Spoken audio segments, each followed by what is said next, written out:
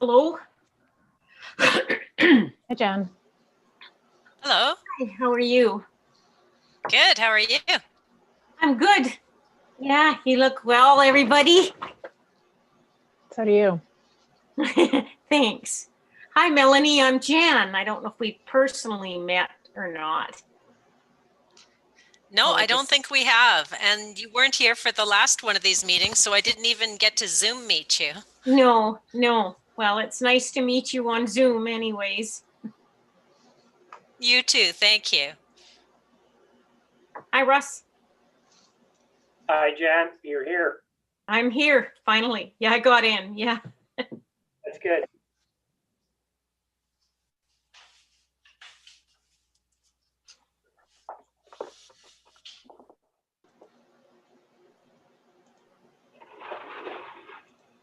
Yeah.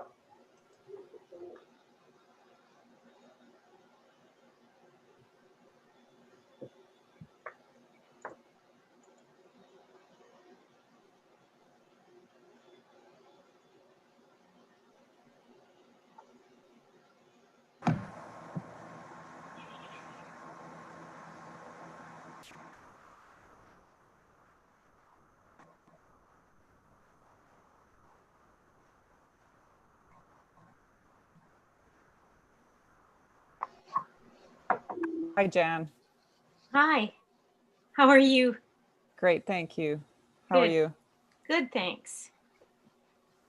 I'm just waiting for confirmation that the live stream is on our website, and then I will call the meeting to order. Okay.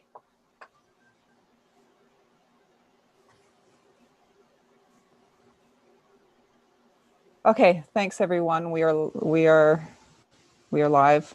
I'll call the meeting to order, and we would like to recognize that collectively we are on the unceded territory of the Lillooet Nation. And I will open the floor to nominations for chair of the PDCC committee. Okay, I'll nominate Mayor Mike Richmond. Do you accept Director Richmond? You're on mute, Mike. No. I was just about to nominate you. I'm happy to do it. I'm also happy if anybody else would like to have a go at it. Ryan, Jan? Not, I'll do it. I'll second Russell's nomination. Aye, okay, I accept. Thanks. I'll call a second time for nominations. And I'll call a third time for nominations. Okay, Director Richmond is acclaimed chair, and I'll turn it over to you, Chair.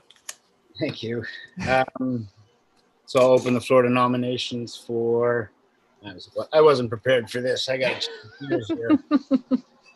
I'll open the floor for nominations for the vice chair.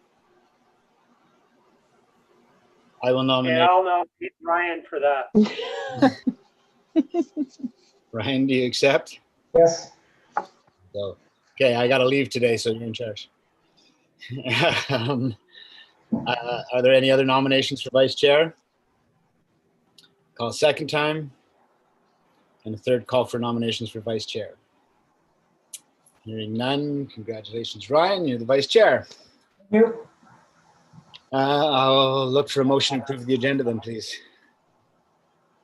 Director Zant, seconded by Director Mack. All in favor? Opposed? Motion carries. Just put this up. Okay. So pursuant to the Ministerial Order M192, the PDCC committee is excluding in-person public attendance at the December 3rd, 2020 meeting on the basis that the Squamish-Lillooet Regional District continues to be in the process of assessing its ability to facilitate in-person public attendance in a manner consistent with public health orders and recommendations, putting the necessary safeguards in place to protect the public and staff members and the SLRD on openness, transparency, accessibility, and accountability at this meeting by the following means. This meeting is being live streamed, and a video of this meeting will be available on the SLRD website for viewing on an on-demand basis. So which is the part that I have to read here, Kristen?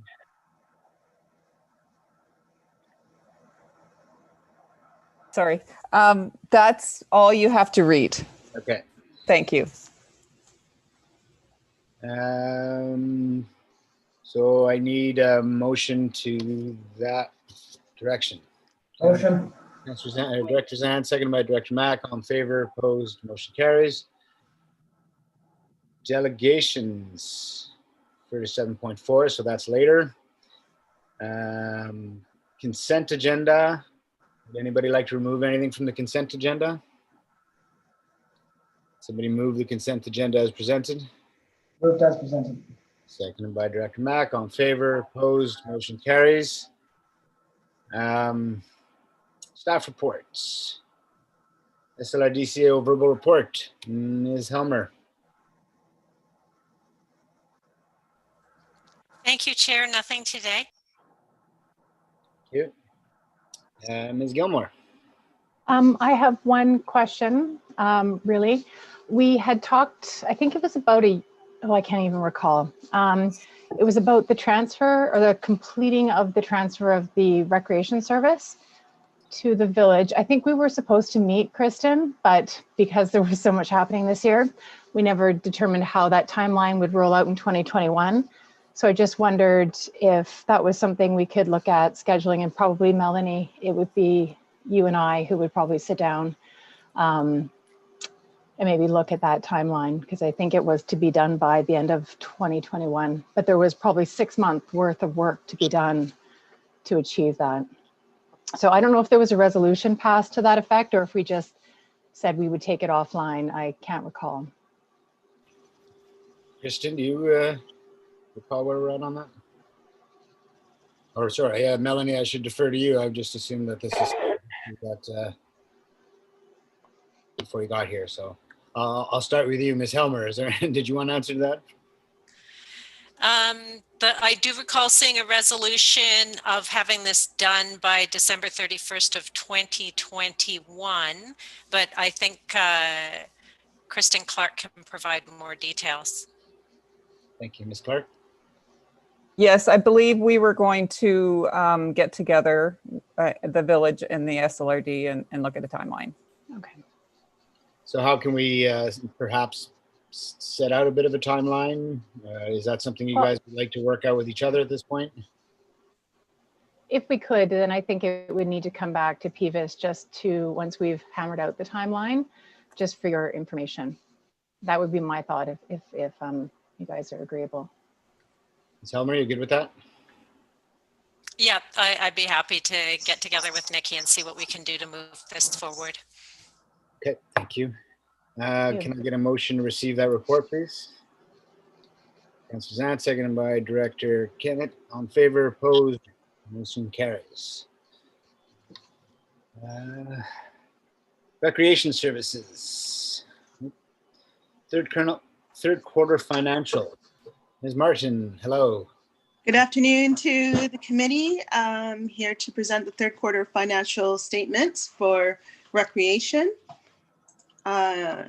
Just a quick overview. So this review marks the third quarter of our fiscal year. And at this point in time, we would see about 75% collection of revenue and expenses. Obviously, we've had a bit of a different year this year. So we see some different percentage values in our consolidated statement, which shows on our Appendix A at the bottom. So this report includes our third quarter, which is January 1st through September 30th. We've also included a year-to-date value so that you can see where we were at November 25th. We have since been preparing a provisionary budget, so we have these numbers updated so we get a better idea of where our year is going to finish up. But just to look at our third quarter statements to start. The Pemberton Community Center, due to the COVID-19 declared pandemic, the Pemberton Community Center has been operating under limited services since in this summer, and the third quarter has recorded some revenues from programming and fitness center use, though at a limited use. Our consolidated statement shows that we've received 71% of revenues to date, as we have collected the majority of our tax allocation as well. This is due in part to the tax allocation for capital projects by transfer of funds from the SLRD to the village. Oh, sorry, tax. The 71% includes taxes, but the capital projects which are received as a transfer from the SLRD to the village has been postponed due to the closure of the facility. And the revenues for the library, if you remember, will not be collected due to the duplication in the SLRD and VOP recreation budgets. So that was a deficit in the community center only budget of around $51,000. We will still be receiving annual interest revenues and possibly some project reserve transfers as we earn them as projects are completed through the end of December.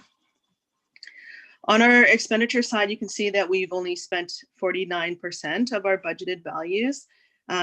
We have a few ongoing projects still for the month of December. Most projects were put aside during the pandemic that we didn't deem necessary to continue to keep our doors open. So just a couple of updates that are still coming down the lines, which are the 2 computer towers that were budgeted for, and the scissor lift purchase, the capital purchase that was budgeted for. And there's also additional maintenance expenses that will take place seasonally, such as snow clearing and hydro, telephone, things like that.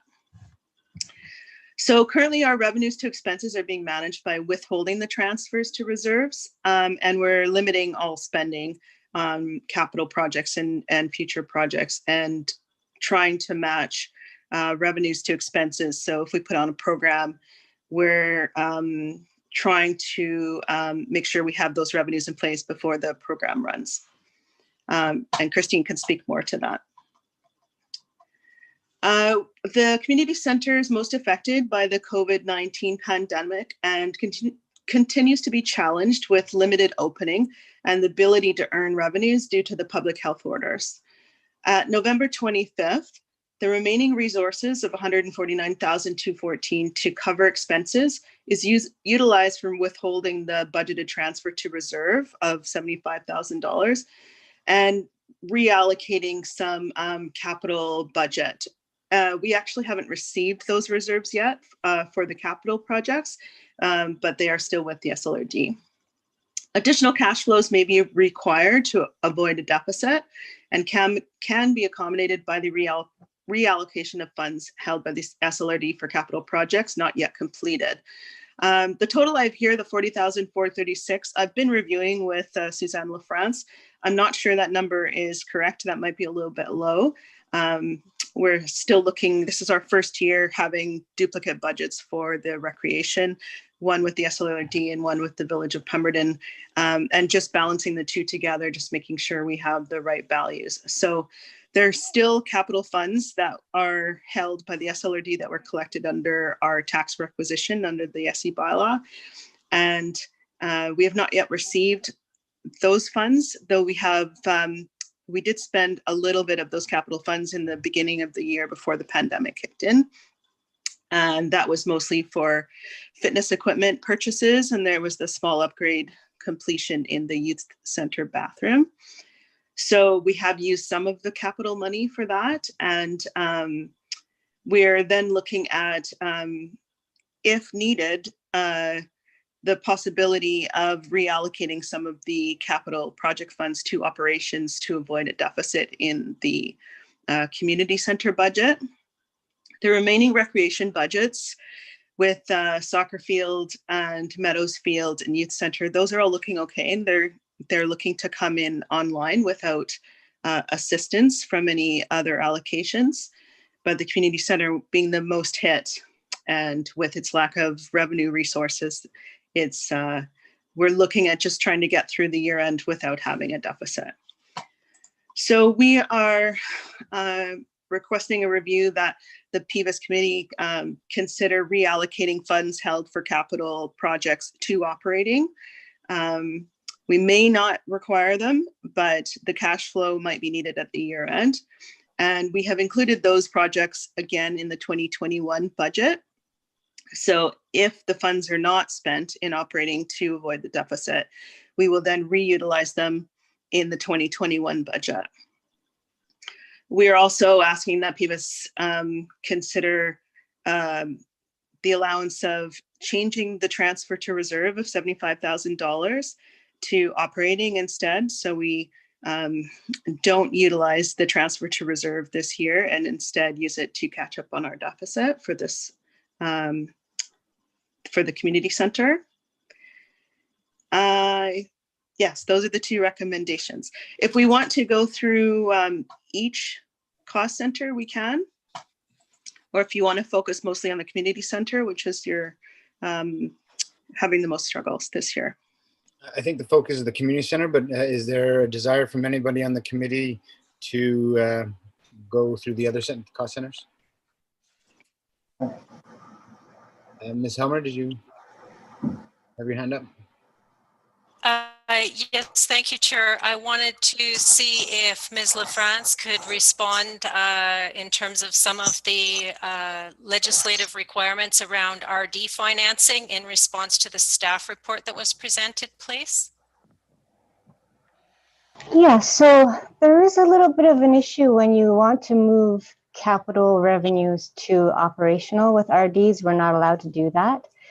So I just wanted to touch on a couple of things. With the reserve funding, I think when you were saying that you haven't received the reserve funding, I got a little confused there because we did send those reserve funds right away when we first transferred the service to the VOP.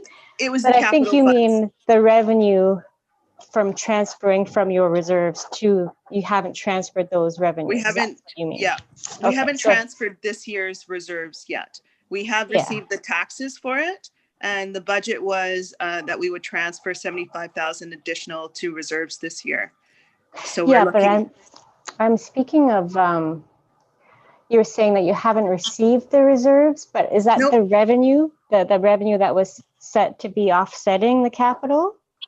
So there was, we've received all the reserves. We did receive those last year, and we've received the tax revenue to do the transfer to reserve this year. The only values that we haven't received are the capital values. So right, okay, yeah. yeah, that's So good. the capital will be refunded once we receive the invoices as backup, just because all of the assets are right now on the SLRD books, because we have, the services is under SLRD and all the debt is under SLRD. I think there's 3.9 million remaining. So until everything is transferred to the VOP, we'd like to keep copies. So we have all of that for the auditors, and it'll be all on the SLRD books.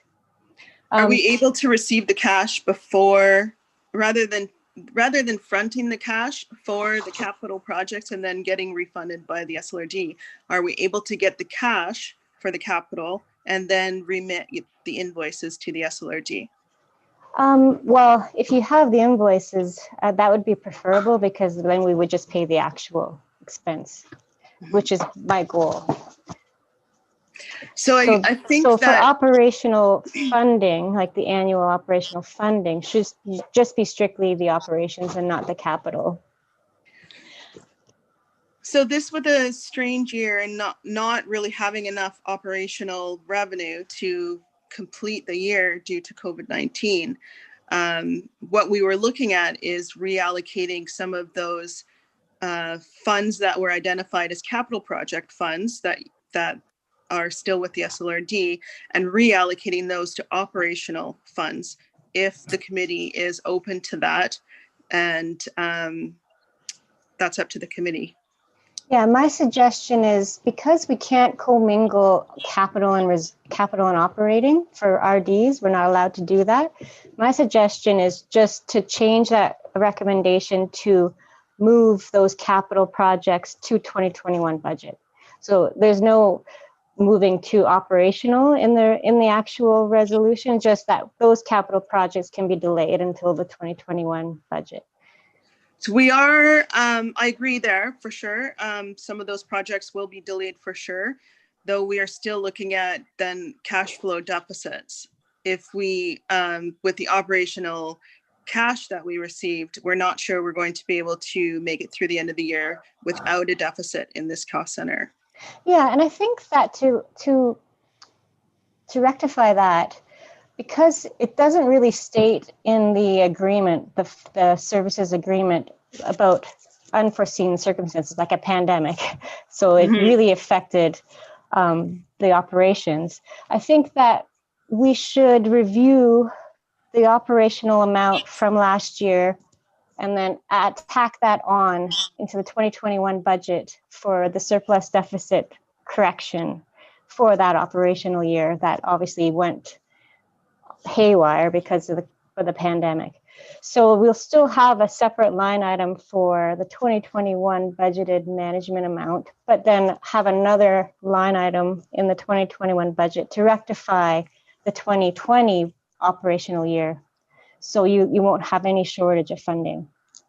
So just so I understand, the recommendation is that we complete this year with a deficit and that we utilize that deficit amount to request additional tax funding to make up the deficit in 2021. Well, yeah, I was thinking with the 2021 budget discussions, we'd review that deficit if it is a deficit. Right now, it's still unsure It's pretty what. close. Yeah. It's pretty close. It's still unsure what will happen for the end of the year. But the problem is, as long as you're able to get final statements by the time the budget is adopted in March. That's the one caveat there, that if you don't have the finalized statements, there might still be some massaging to be done for the management amount. Can I ask about the operational value that is in reserves right now? Don't you have a portion of reserves that is considered operational reserve? I can look it up really quickly. I don't have it on the top of my head though. I just wanted to see if you have any rules and regulations around that. So if it's a capital reserve, it has to be used for capital purposes. You can change what you want to use it for, but it has to be for a different capital. So from one capital to the next. The surplus reserve can be used for anything. So operations, it can be used for as well. I don't have the amount. I don't know if you can find it on yours. Yeah, I think it's on our budgeted PVIS report. And I believe we did have an operational value in reserves. Let me just pull up that report. And yeah, the other thing I was thinking of while you look at that was with the 2021 budget discussion and looking at the 2020 year and the deficit that potentially could happen. And then to offset that deficit, we could use the COVID restart grants from each partner to fund that part of the budget. So the regional district also received the COVID restart grant as well. Yeah, so we received some COVID restart money, and it could be a way to utilize that to offset the revenue loss. That's a good idea for sure. I did look at our reserves ending from last year. We haven't updated for this year yet. There's only operational reserve in meadows and soccer fields. So there is none for the community center. And then I guess, what is the rules under this bylaw for this year's transfer to reserve? So we put in the budget that we would transfer to reserves. Are we allowed to offset that? Yeah, that I'm all right with not transferring the reserve. I think the recommendation, instead of saying to be used for operational, is just to say to not transfer the reserve in 2020 as budgeted. There is risks with that, of course, right? Because we are really low on our capital reserves for the Pemberton Community Center as it is. But understanding that this year was a crazy different year, that I'm okay with that part of it.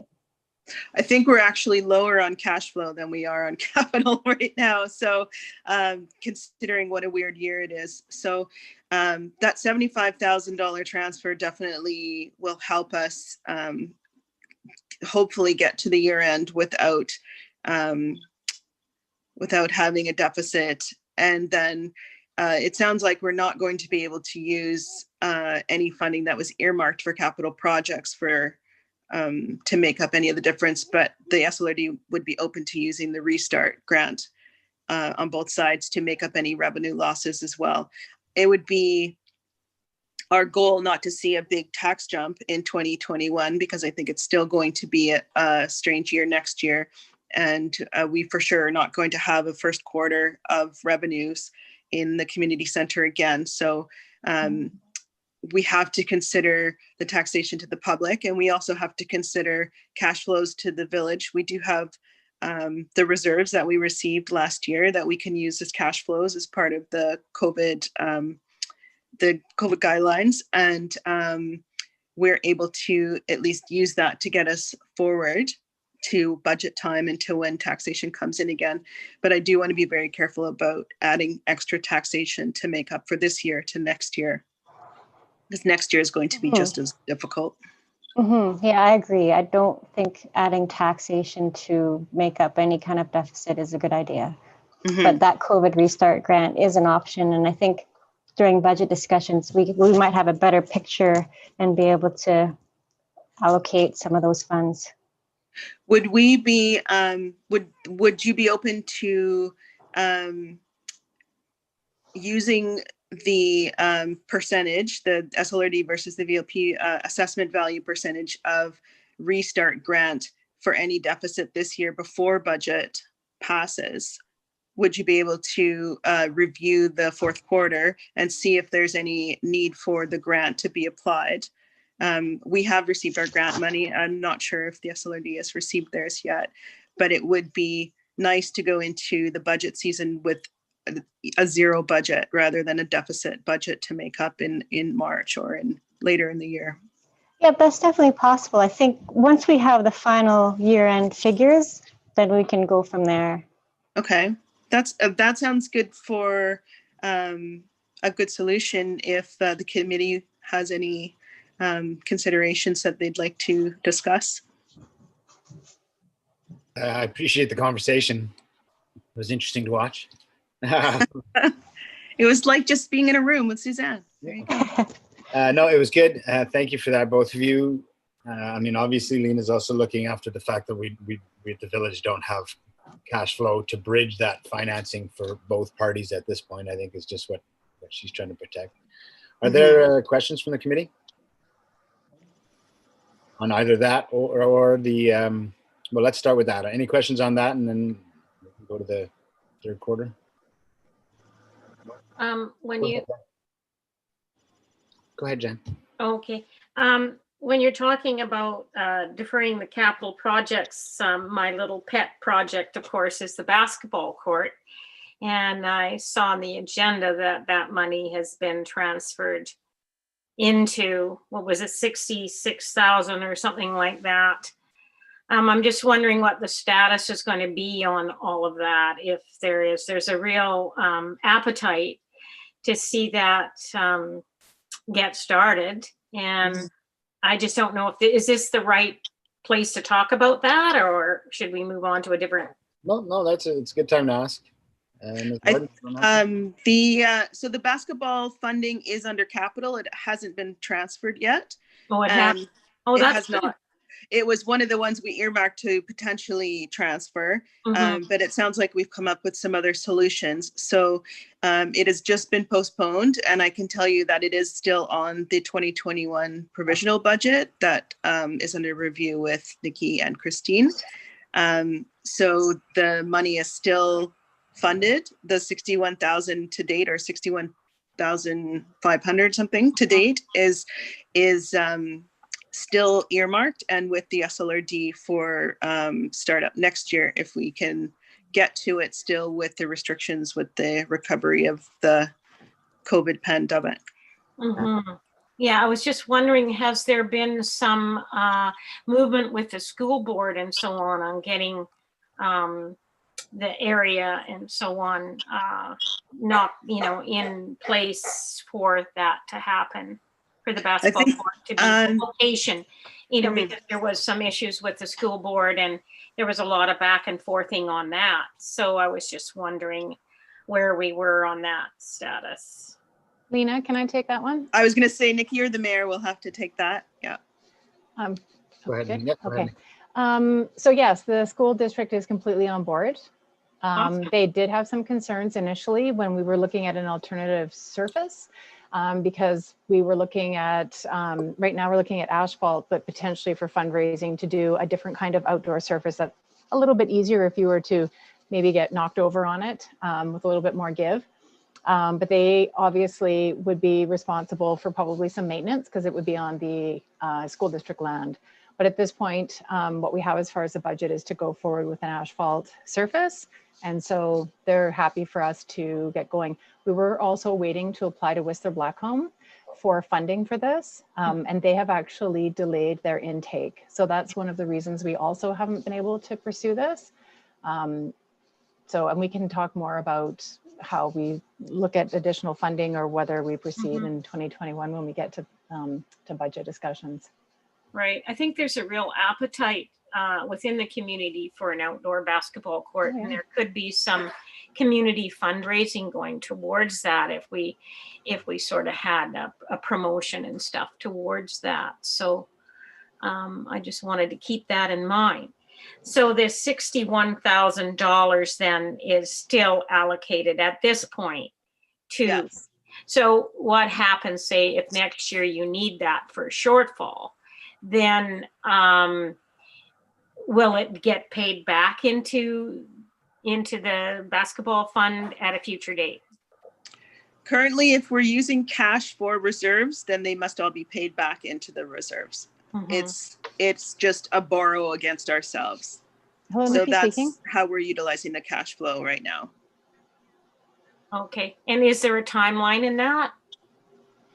I believe there was some new orders that said within a year we had to repay them. It used to be very limited under the charter that we could only borrow and that we also had to accrue interest on those borrowings. The provincial orders that came through with COVID said we could borrow against reserves without the restriction of interest and without the restriction of, I believe, asking for approvals to borrow against those reserves. Okay, thank you. I agree, Jan. I think there's enough support in the community for that project that we could do some community fundraising. I want to keep that option open. Any other questions for Ms. Martin on the third quarter financials? So does the committee need to make a recommendation to sort of sort through what you two are doing? Can you spell out?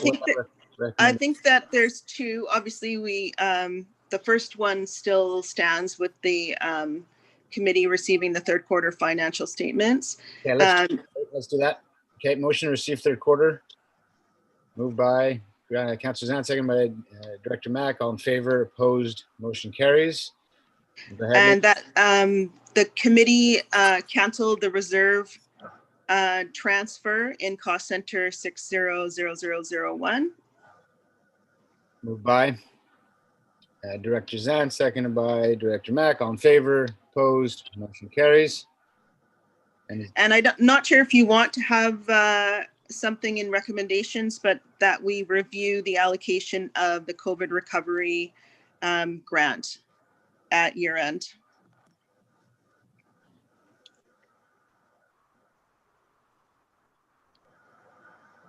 Sorry, was that? Go ahead. If the committee wants to put that as one of the recommendations, that we will review allocating the COVID recovery grant resources to this cost center at year end. Okay. Somebody like to make that motion? I'll make the motion. Director Kenneth, second by Director Mack. All in favor, opposed, motion carries. Okay.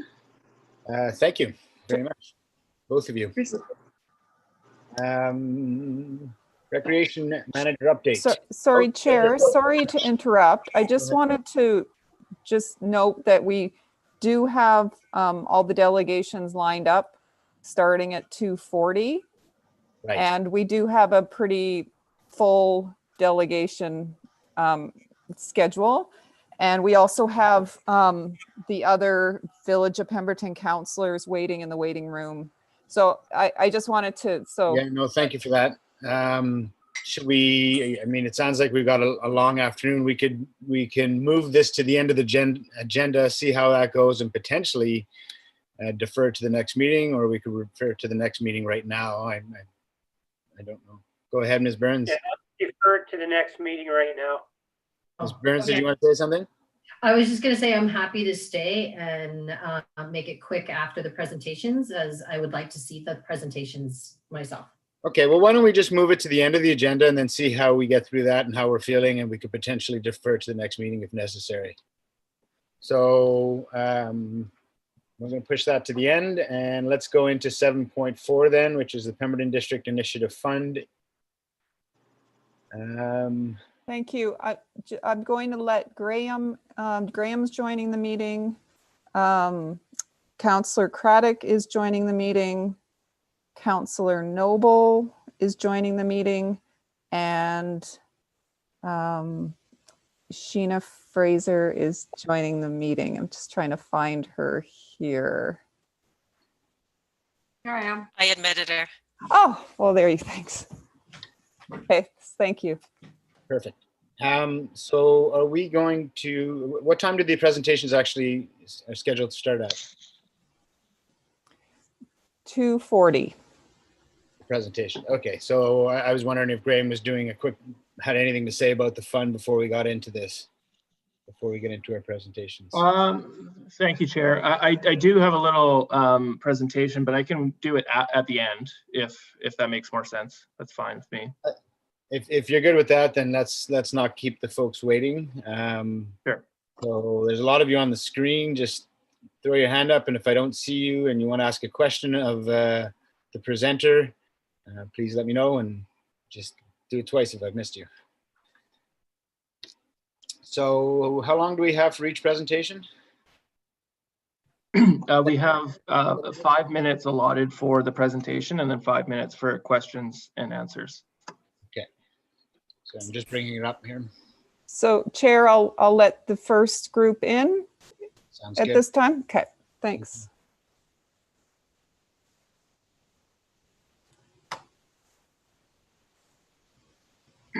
And Chair, I have the screen share for their presentations. So I'm going to do that, and then they're just going to give me verbal cues for next slide. And then at the end of the presentation, I'll turn the screen share off. Okay, sounds great. Just guide me, Graham. Okay, thanks. Okay, we'll talk again. I wasn't prepared to be chairing here today, so I don't have notes and stuff in front of me. I've just got 2 screens, so let me know if I'm moving too fast. So first up, by the looks of it, we have the chamber. Is that what we got? Because I don't have, give me a sec to get my list here. There we go. All right. First up, we got the chamber. We have, is everybody here? We have Vice President Mark Grosjean. I'm going to do it that way. Meredith Kemp, Steve McCloskey, the President, Meredith Kemp, the Executive Director, Julie Kelly, Board Director, and Natalie Langman, also Board Director. I will turn it over to you folks. We have a 5-minute presentation and then time for 5 minutes of questions. So we'll get right into it. Thanks. Thanks so much, Mike. Good afternoon, everyone. And first of all, Mike, thanks for pronouncing my name correctly. That never happens. Well done. Do we have the, do you want me to share my screen for the presentation? I think Graham's doing that. Yeah, I'll do the screen share. So I'll get it started right now. Perfect. Thank you. Just prompt the slide change. Perfect. So thanks, Graham. If I could ask you, the presentation is quite a few slides long. So in the interest of time, if I could ask you to just drop to slide 3, that would be fabulous. Thank you. So first of all, what we wanted to do, everyone, is explain what the request was for this current year that we're just wrapping up. And we had Graham Turner to come in and requested $20,000 for the current year, and 2 pieces to that. First was for the executive director role, which was a part-time role, which was a pilot that we looked at doing. And the second piece of that was the continued visitor center operation, which, as many of you know, the chamber continues to operate on an annual basis. So if we can go to the next slide, Graham. Thank you. So we're really proud that we were able to put the executive director role in place. We hired Meredith, who's on the call with us today. This is the first time we've had an executive director for the chamber. So that's allowed the board to focus on more governance. And Meredith has really kind of led the day-to-day operation of the chamber. And the way that it was positioned with her is this was a pilot role. So we have her on a contract right now. It's a 1-year contract that we put in place because we wanted to test out the role and the functionality and effectiveness. We're very happy to report that it's been a great success. We've had excellent feedback from our members and the community on her effectiveness. Okay. Thank you, Graham. Second piece of that was the visitor center, and even though visitor center, it's been a different year, certainly with the pandemic, we still did open the visitor center. It was still operational. We still had to educate everyone about the restrictions, requirements. We still promoted local businesses, and we still ran the Sandy dump as well. Okay. If we want to go to slide 8 now, if we could, Graham, thank you so much. So in terms of indicators of success, right? So how did we know? Did we accomplish what we were looking for? How do we know that we've been successful? So we'll talk about specific accomplishments in a second, but the second piece to that is really, what we're using as an indicator is our membership. Membership is really flat year over year, and that tells us that they see value. And when you think about the fact that pandemic year businesses are tightening their belts, our members still saw value in the chamber membership, and our membership revenue is roughly flat. And when we look at some of the quotes that we've heard, these are actual quotes that we've heard from our members. Hey, the buy local message is exactly what we need right now. Thank you to all the chamber for the communications regarding COVID-19. It helps to feel supported. And then the last quote there, really recognizing Meredith. It's great that we've got an executive director in place who can really make things happen. And if we flip over to slide 9, Graham, this is kind of an overall summary of our accomplishments this year, right? So we've got the buy local initiative that was a chamber-led initiative. We do have a strategic plan that we've developed. We took a day, second picture up there. We took a day to kind of outline what do our next 3 years look like. We've got Meredith in place from an executive director perspective. We hosted Patrick Wheeler earlier this year, our MP. Graham Turner presented a regional transportation policy to the BC Chamber, which was adopted. We had a smaller golf tournament this year, but certainly the business support during COVID has been just so important this year, as you can imagine. And the last point is the work with the Economic Collaborative in terms of the Regional Economic Development Plan that is in progress right now. Okay. Yeah, perfect. Thank you. So that is kind of the year that's passed. That's what we asked for. That's what was provided to the chamber, and those are our results. In terms of the go forward ask, we have the same ask around the executive director. So $12,000 for the executive director role. So we can continue that as we see it as a vital component to the success of the chamber, as well as the $8,000 for the continued operation of the visitor center, as we still see that as a chamber responsibility that will continue to run. But the two other pieces, the one in the middle there, admin support for $5,000. This is an additional ask. The reason for that is, when we think about the talent that we need to have in place for the executive director role that's been so successful, we want that talent to be focusing on bigger, broader things than just the administrative side of things. So when we think about answering emails, we think about membership, administration, social media, those kinds of things. Our ask is that we get a little bit of financial support for administration. And then the far right, you'll see a second admin role requested. That is not for the chamber specifically. That's for the Economic Development Collaborative that's in place, and they require some admin support for organizing meetings, taking minutes, etc. But that money gets funneled through the chamber. So it's our ask, on behalf of the collaborative for those dollars as well. Okay. You want to flip over. So just last two slides and we'll be wrapped. So just want to give everyone a sense of the journey that we've been on. So we're really proud of where we're at from a chamber perspective. When we think back to pre-2018, very much a working board, very much, kind of an entirely paper-based organization. When we look at the last few years, some of the work that we've put in place in terms of, putting everything electronic. We've finished that executive director pilot, and we're making that transition from a working board, volunteer board, to a governance board. And as we look 2021 and forward, I'm extremely excited about the continued operation with a paid executive director, potentially paid admin support, remaining from a governance perspective, and really having that strategic focus and member benefits and services, which is ultimately, we feel is going to provide a greater membership and community value. And so we're at a really interesting and critical part of our journey. And, so this is a critical time for us. And final slide, if you want to flip over there, Graham. Sorry, slide 15. It's just a thank you.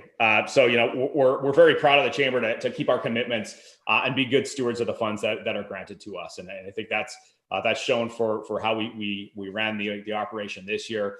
Our sincerest thanks to Village and SLRD for your continued support. I think this year really proves that we're making a difference. And with your partnership, I think that's been pretty clear. Thanks, Mark. Yeah, you got it. Great presentation. I'll save my comments. We got lots of folks here. Any questions for Mark? Not a one? I have one. Just the on the administrative, what is the ask on that one? Like there's the executive director position, and then I didn't see that amount on that screen. Yeah, so for the administration support, it's $5,000 for the chamber. Yeah, and then $2,500 for the economic development collaborative. Okay, thank you. Okay, you got it. Good question. Any other question for any of the chamber members here? Okay, well, a few things. Thanks again for the presentation, and I've been in touch with a few of you recently, so I'll repeat some of it, but I wanted to, in this venue, tell you that I think the Buy Local program was awesome, very professional, really nicely done, very tasteful, and I think the business owners really enjoyed supporting it and putting it up in their windows. They were proud, so you hit the mark on that one. Glad to have an executive director in there. I've enjoyed working with Meredith, and I think you've got a good one, and so I think it's really helped propel you guys forward. Finally, the business community looked to you guys when the pandemic hit, and you've been there all the way along. So I think our local chamber really stepped up through the pandemic. So thanks to all of you for everything you've done, and we will be in touch. So I don't know if it's been explained to you, the process. We have to go through a couple of steps here to confirm funding. So a couple of separate conversations, and we'll be in touch before too long. Perfect. Thanks. Okay. Thank you very much, everybody. Yeah. Thank you, everyone. Thanks, everyone. Thank you for the support. Thanks, everyone. Take care.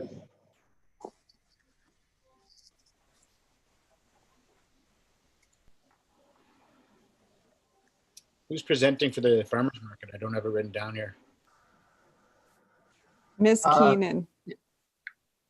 Sorry, go ahead, Graham. No, I was just going to say that. Thanks. Good, we're good to go. Hello, Ms. Keenan. Good afternoon. Hi, can you hear me okay? Sure can. It's good to see you. Just quickly, we have 10 minutes, 5 minutes for a presentation, 5 minutes to poke you with questions, and then we'll go from there. So I'll turn it over to you right away. Thanks for joining us. Great, thank you very much. So thanks for the opportunity to present to you this afternoon. And also, obviously, I wanted to thank the SLRD and the Village of Pemberton for their ongoing support, financial and otherwise, for the to the farmers market over the years. I It won't come as a surprise to any of you to hear that 2020 was a challenging year for us. I'm sure you've probably heard that a lot.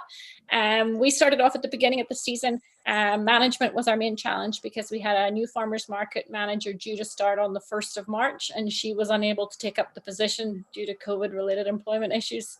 And so really we ended up having to run the gamut of navigating the BC Centre for Disease Control, Vancouver Coastal Health, and the BC Association of Farmers Markets criteria. We had to navigate those ourselves as a board. So the board ended up sort of looking at all these restrictions as they unfolded, refolded, and unfolded again, looking different, and took up the day-to-day management of the market. And that was particularly challenging for our board because we are all small business owners ourselves. So we were all trying to deal with our own issues at the same time. But we put sort of all the shoulders to the wheel, and we managed to navigate the various restrictions, and we got the farmers market open on time with a reduced number of vendors. We had between 12 and 13 vendors most of the time this year. No music, food only vendors, the vendors sort of suitably spaced, a lot of volunteer help, and also an awful lot of signage and hand sanitizer, obviously. And then just after we opened, the restrictions were reduced to actually allow craft vendors and flower vendors who had been prohibited before. But by that time, unfortunately, we had the barn more or less full. Also we found when we put out a call for those vendors later in the season, it wasn't well taken up, maybe because some of those vendors had already found other opportunities, or some of them also were seniors, which meant that they didn't really want to take the risk of vending at the barn. We're in the process right now of doing a survey with both our vendors and our shoppers to sort of get their feedback on how the season went. Initial reports, though, were that customers felt very safe shopping in the market, and certainly individual vendor sales were up this year by up to 30%, which was a surprise certainly to all of us vendors. I think that's largely because we just had huge support from the local community. People came out and bought local. A lot of people mentioned how they were making an effort to buy local, and I think also a lot of local people were in town more, not away so much, and that helped to make up for the decreased number of visitors.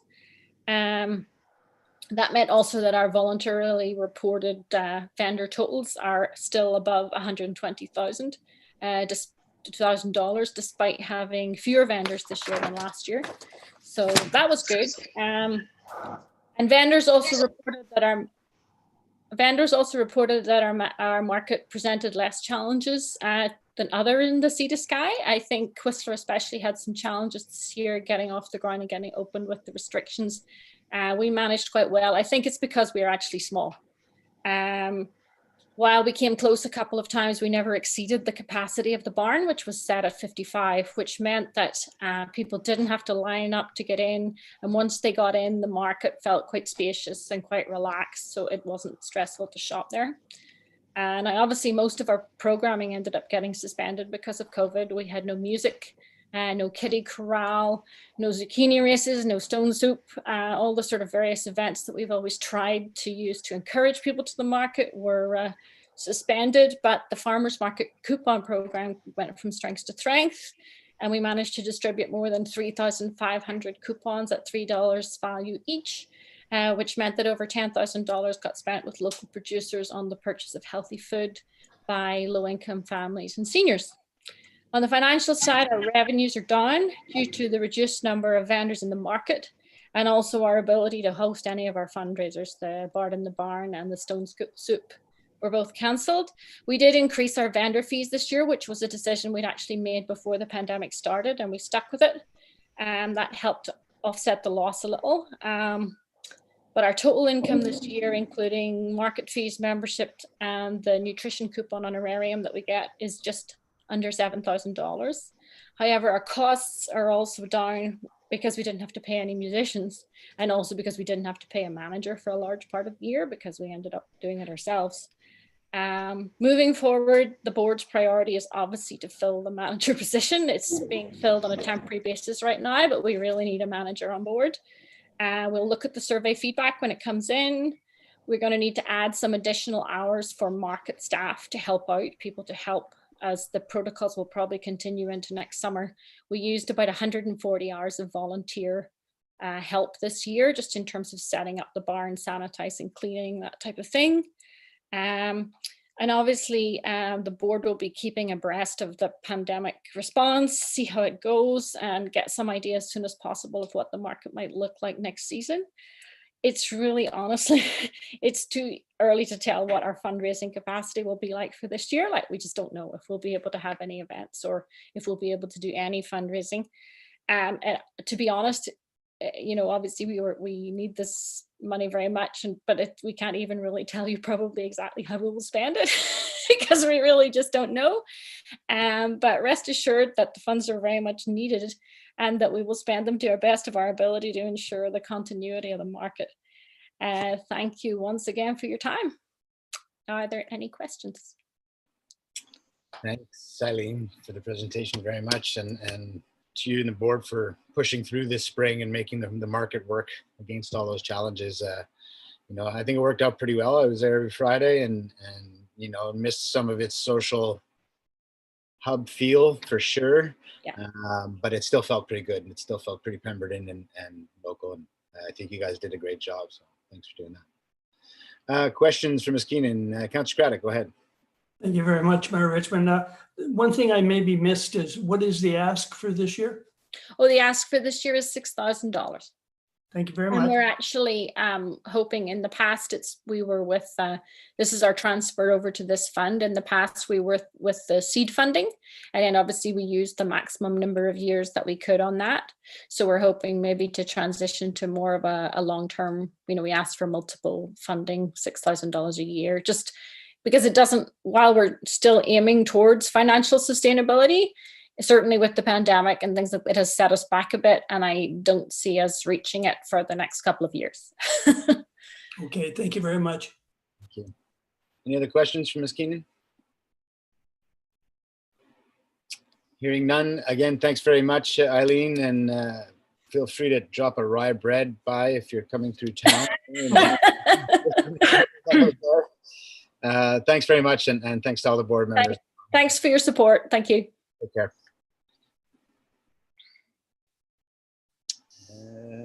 So next up, we got Tourism Pemberton.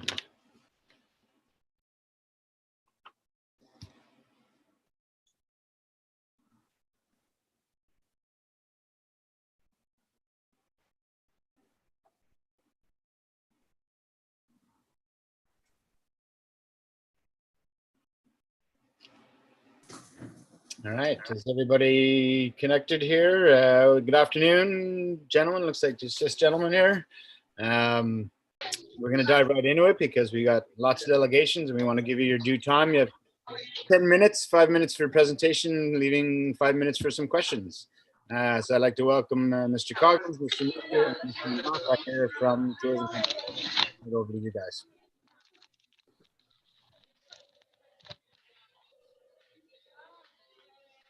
Who's speaking for Tourism Pemberton?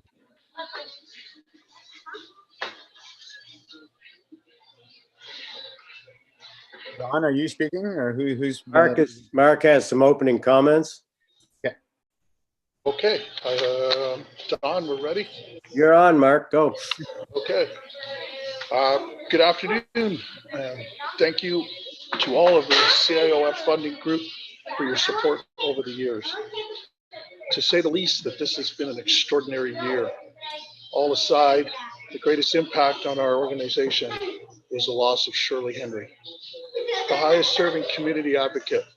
I miss her dearly, and I will never forget what she has taught me, volunteerism.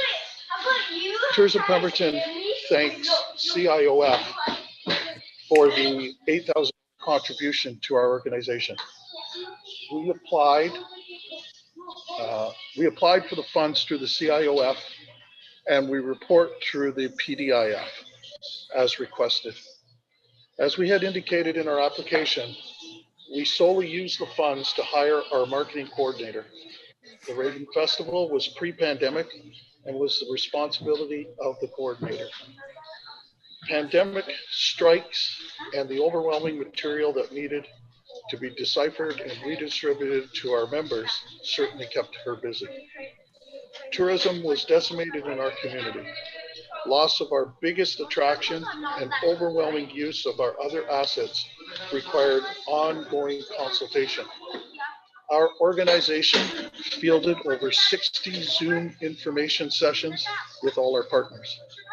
Carly was responsible for revamping our website so it will be able to book members' offerings and provide some revenues for Tourism Pemberton. Summer campaigns going into early October from early reports were a remarkable success. We currently have 3 grant applications outstanding for over $1 million, and we participate on 4 committees. We estimate the final cost for the coordinator is going to be at around $12,000. Now, more than ever, collaboration is key to ensuring businesses don't just survive, but thrive well into the future, as said by the Honorable John Horgan. Thank you, and I'll pass it over to Don. Okay, everybody got me? Can I have the next slide, please? I've reduced these slides down very simply. There's 4 slides, and I tried to answer the questions that you've asked. What we're looking for, what we're asking for is $50,000 of annual funding for Tourism Pemberton initiatives and activities. That will help support your number 2 economic driver in the area, and that's tourism. We'd also like everybody to recognize we are in extraordinary times and that requires extraordinary measures and thoughts. We've tried to develop all of our programming in conjunction with the latest provincial health recommendations. We've done it in partnership with Destination BC for Sea to Sky development strategy, and tried to use all of their best interest and guests in terms of when things will be able to do what they are. We are a nonprofit organization, and I say that because everything we put out there, and it's about $130,000 worth of stuff that we do, that's what we bring into our organization, and that's what we spend out of our organization. We might take a little bit off to try and cover our costs, but that's it. We are nonprofit. What tourism means to the area, next slide, please, is very simply 234 jobs and direct tourism receipts of over $26.5 million. And the interesting thing about that, this was done from a 2018 Pan-Pacific or Pacific Analytics study. The significant thing in there is most of that you don't even necessarily think of as a tourism business, like car repairs, shopping, grocery. That's about $10 million in direct tourism receipts. The thing that you need to understand is those are 2018 numbers. 2020 is some number less than that, significantly less. Any estimates range anywhere from 30 to 50% less. And that the problem with that is that it's very uneven how it gets distributed. Next slide, please.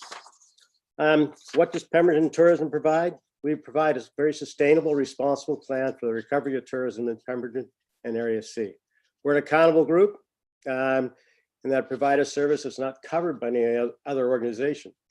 And we provide a service that's completely focused on responsible, sustainable tourism, as has been very, very prevalent in our latest marketing plans, etc.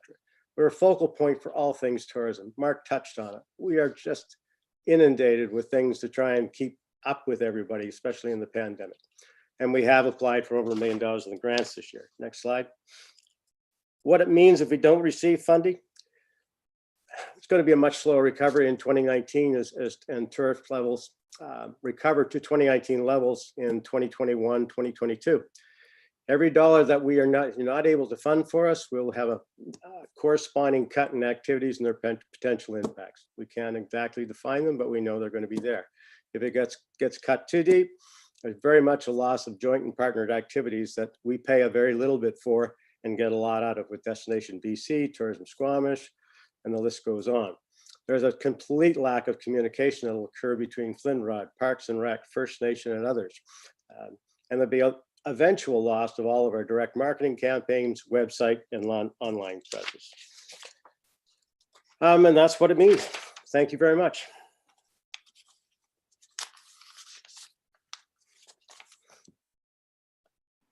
Andy, did you have any comments, or am I going to questions? Yeah, no, just one thing I'd like to just make note of, as we're all community members and business owners, managers, and employees. just to speak from, what we've gone through as a company and being, the vice president of tourism Pemberton. Tourism to us is all very important, but it's been very transparent and sobering the last number of months of how reliant we have all become on it as a local business manager, not only just from what it has been, but what it's going to be and what we hope to see it's going to be. Us as a group has tried to shift gears over the years as the reduction of industry has dramatically affected us. And the more that we put, more eggs we put in multiple baskets here for our sake, is going to help, the longevity of the people in this community, not only just on tourist based, but just maintaining employees and keeping people in beds and in business in this community. It's a lot broader than just commerce and tourism. It's the people that live here, and we want to all stay living here. But thanks for your time. We appreciate it as a small entity to the community. And like Mark said, lost a real important person in the community, and we thank for your support. Thank you. Thanks, Andy. Any questions from the committee for these three? Questions? Where's Graham on my screen now? Where do you go? Graham, what's the number of dollars in this fund for economic development? Can you remind the committee? Thanks, Chair. So the maximum requisition for the economic development component of the PDIF is $50,000 per year. And that's the dollar amount. It's slightly different for the tax base, but that's the hard and fast number. And then there is some carryover funding from 2020 because it was undersubscribed this year. So there's about 12,000 in surplus funding. So for 2021, we're looking at about 63,000, but of course that would go down back to 50,000 for 2022. Thank you. So no further questions from the committee. Thanks to the three of you. As you know, this is now a joint, as it's different from the way we administered our grants and aid in the past. We collectively, Director Mack as well. So there's a number of steps we have to go through to get through the funding decisions, and we'll be in touch as soon as we can. Thanks for being here today, and thanks for the work you do, gentlemen. Thanks for your Thanks support. for listening. Thank you. Thank you. Okay.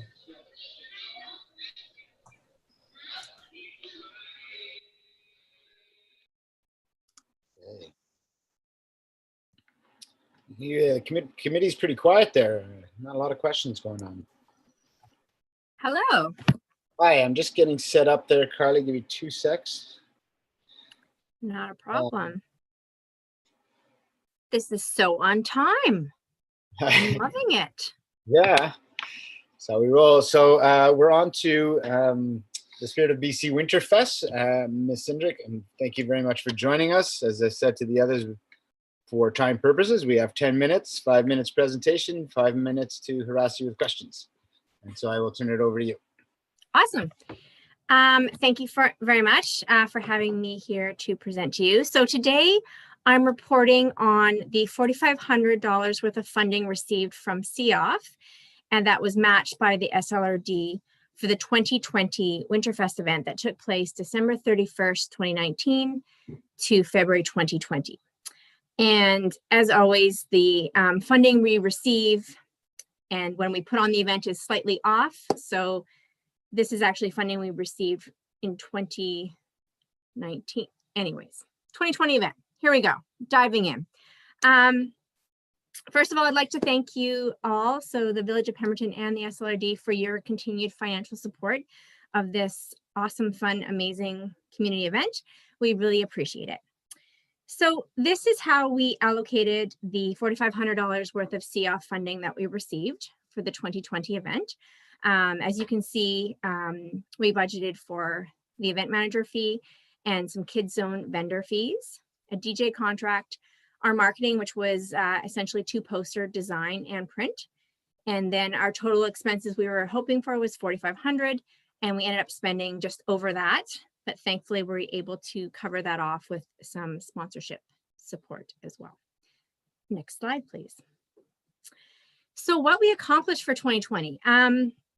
Reviews that came in during the event and following the event, the New Year's Eve celebration, was that this was the best one to date, which was super exciting to hear. We did put a lot of more effort into this past year's New Year's Eve celebration. We were able to bring in some really cool performances like the tree line aerial performance.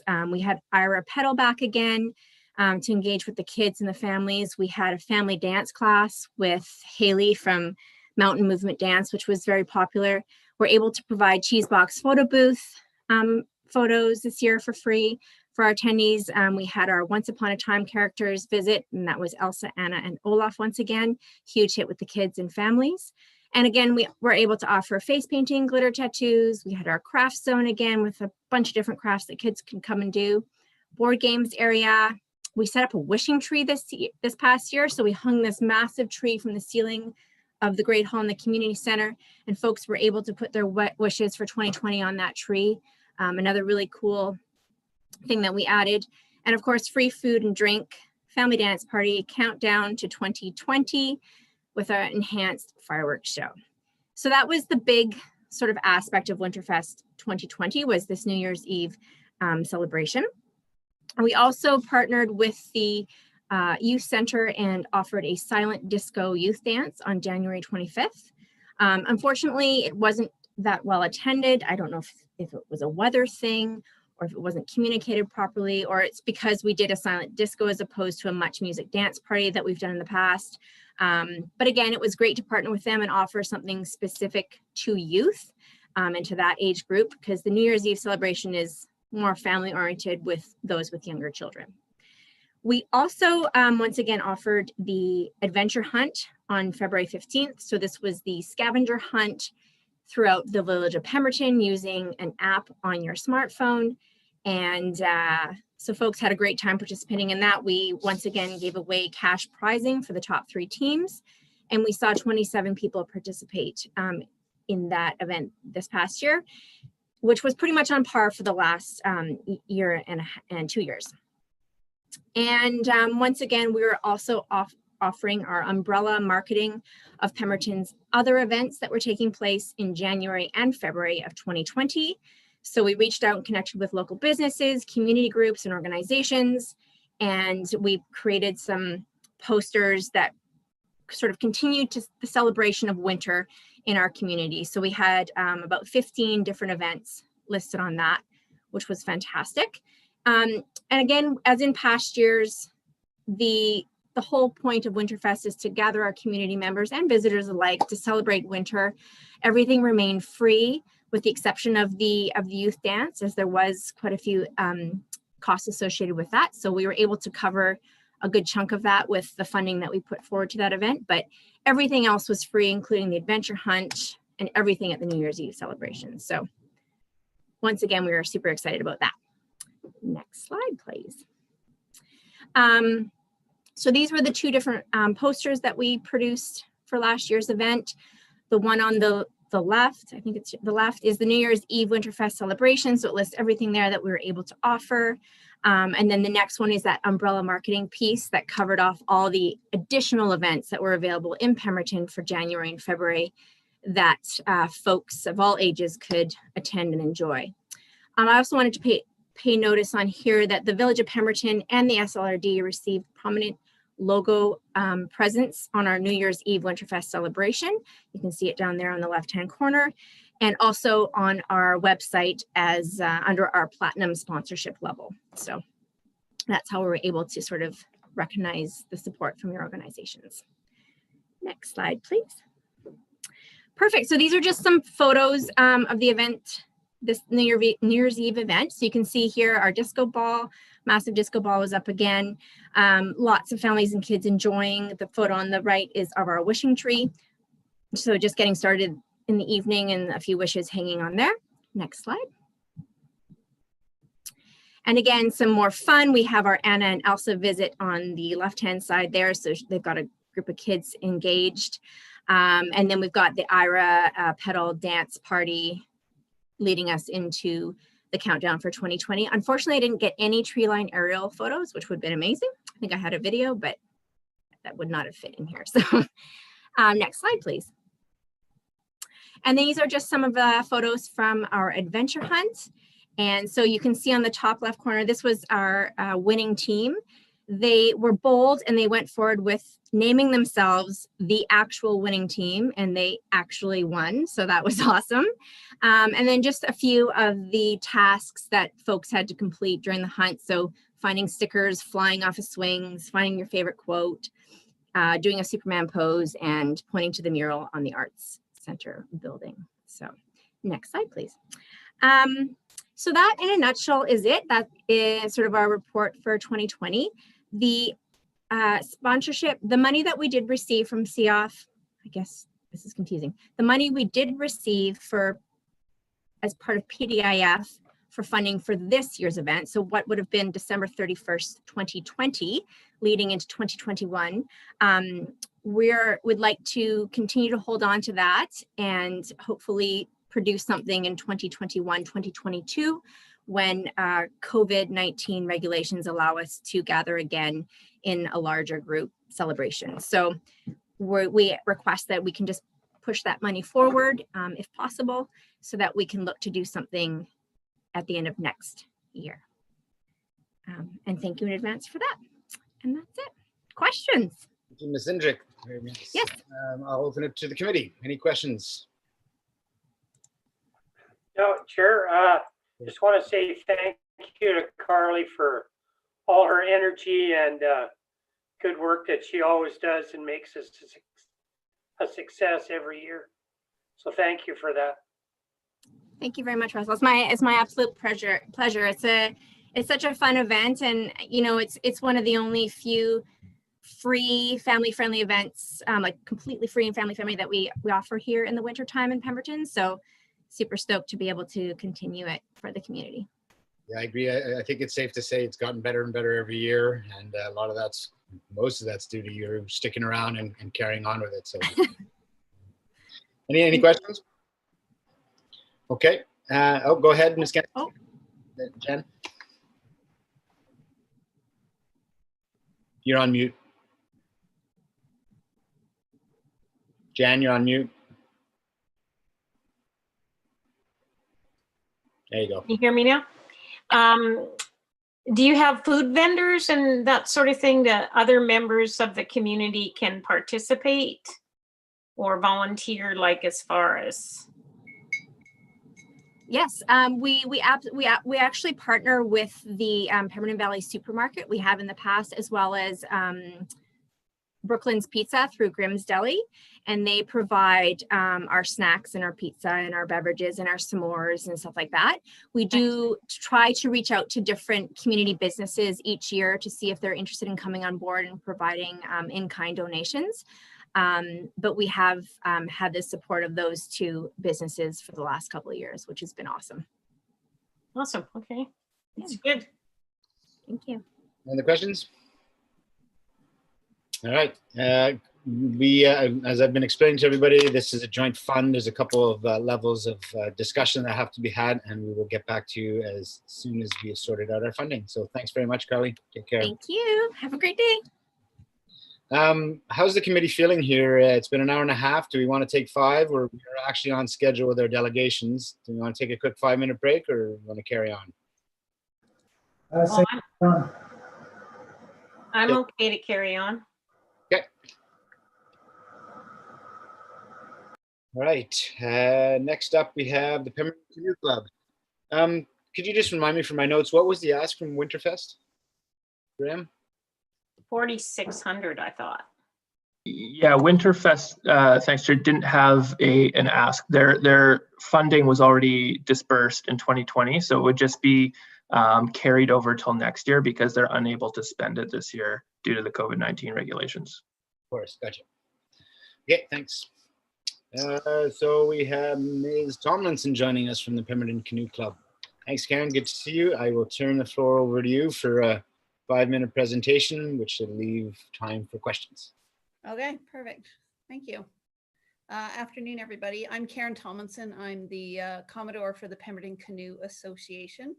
In terms of, I'll give you a bit of a recap of this season. with COVID and everything like that. So we were of course shut down in March, which means we had no dragon boat season whatsoever this year, which was fairly disappointing. We were able to start up and running in July with some programming. So one of the ones that we did and where we got most of the grant money from you for was for our Sprint Flatwater program. Usually we hire a full-time coach for the whole year. That didn't happen this year. We were able to source out a couple of local young adults to do some part-time work for us. And we paid their salaries with the grant money that we received from you guys. That allowed us to have that's quite a small group for us. So it allowed us to get those kids back out on the water, which was great. And we also used some of the funding from you to help us get our summer camp program up and running. So that for us was a big thing. We wanted to be able to offer those summer camps, and so we ended up running 7 weeks of camp. We changed our programming up this year to sort of help with some of the COVID related situations. So we ran camps from Monday to Friday instead of our usual Monday to Thursday. And we also only offered a week-long camp, so kids couldn't do drop-ins on a daily basis, which was part of the safety plan. And those were super well received in this community. Like they were full up every single week, which was great. We also offered recreational paddling for adults in our club. The challenge with that is that at the beginning, because we were in phase 2, we were only having single boat, like you can only go in a boat by yourself. And so that only involves like certain people that are comfortable that way. So unfortunately, by the time we got back into the phase where we could do team boat, it was sort of late in the season. The seniors, which are like one of the groups that we try to cater to, that was, they just didn't really feel comfortable even at that point going out this season. So hopefully they'll start up next year. So for us, I think the biggest thing that we wanted to do this summer was to get people outside in the fresh air doing recreation. And that was the mandate from Canoe Kayak BC too, is to like the focus is on recreational paddling and just getting people active and things like that. So the Flatwater program for us, that was a priority. That's the one we could do because we can put kids in single boats. For us too, the mandate in that we saw there was a survey done with the Sprint kids by Canoe Kayak BC, just assessing their mental health. And so that became a really deciding factor in knowing that physical activity helps them with their mental health as well. And I would say that in terms of the summer camps, to be perfectly honest, like that was daycare, and that's what people were looking for. And that's what it provided. And I know that that was hugely beneficial to a lot of people. It was really funny. On like the first camp, first week, we had this parent pick her kid up at the end of the day. She's like, this is the first day I haven't had my child at home since March. And then the next morning, the dad dropped him off. He goes, he slept for so long. It was so good. So that for us, like that, we knew that was something that needed to happen in this community. So in terms of using the funding, we paid the salaries for the coaches for the Sprint Flatwater program, which allowed us to offer that program at no cost to those families that were involved with that, which was something we wanted to do. It allowed us to buy the things we needed to get up and running. So PPE, PPE, cleaning supplies, disinfectants, all those things that we had to have for our safety plan. Coaching. So we hired one new employee, and so they needed coaching training. We paid for that. We needed some equipment updates and things like that. So all those things allowed us to get up and running, which was pretty key because in our original grant application for this year, I'm not sure how many of you read that, one of the things that I mentioned was that our Sprint Flatwater program is our most costly program. It's a very small group of kids because it's competitive in nature, but it requires a trained like coach, and it costs us a lot of money to run that. So at the end of the previous season, we use all our other programs programming to subsidize it. We get grants to help subsidize it, but ultimately it costs our club quite a bit of money. And we actually went into our contingency fund from the previous year. And so the grant money that we got from you guys helped us at least get up and running. The summer camp programs brought in a lot of money over the summer, and that's actually allowed us to recoup all that contingency money. And we also received the federal summer employment grant for 2 of our employees too, which was very helpful. We didn't get gaming money until we just found out we got our gaming money for this year like about a month ago. So that didn't really help us this year. We'll have to use it later. But it was drastically reduced as well. Obviously, because we weren't running as much programming, we couldn't ask for as much money either.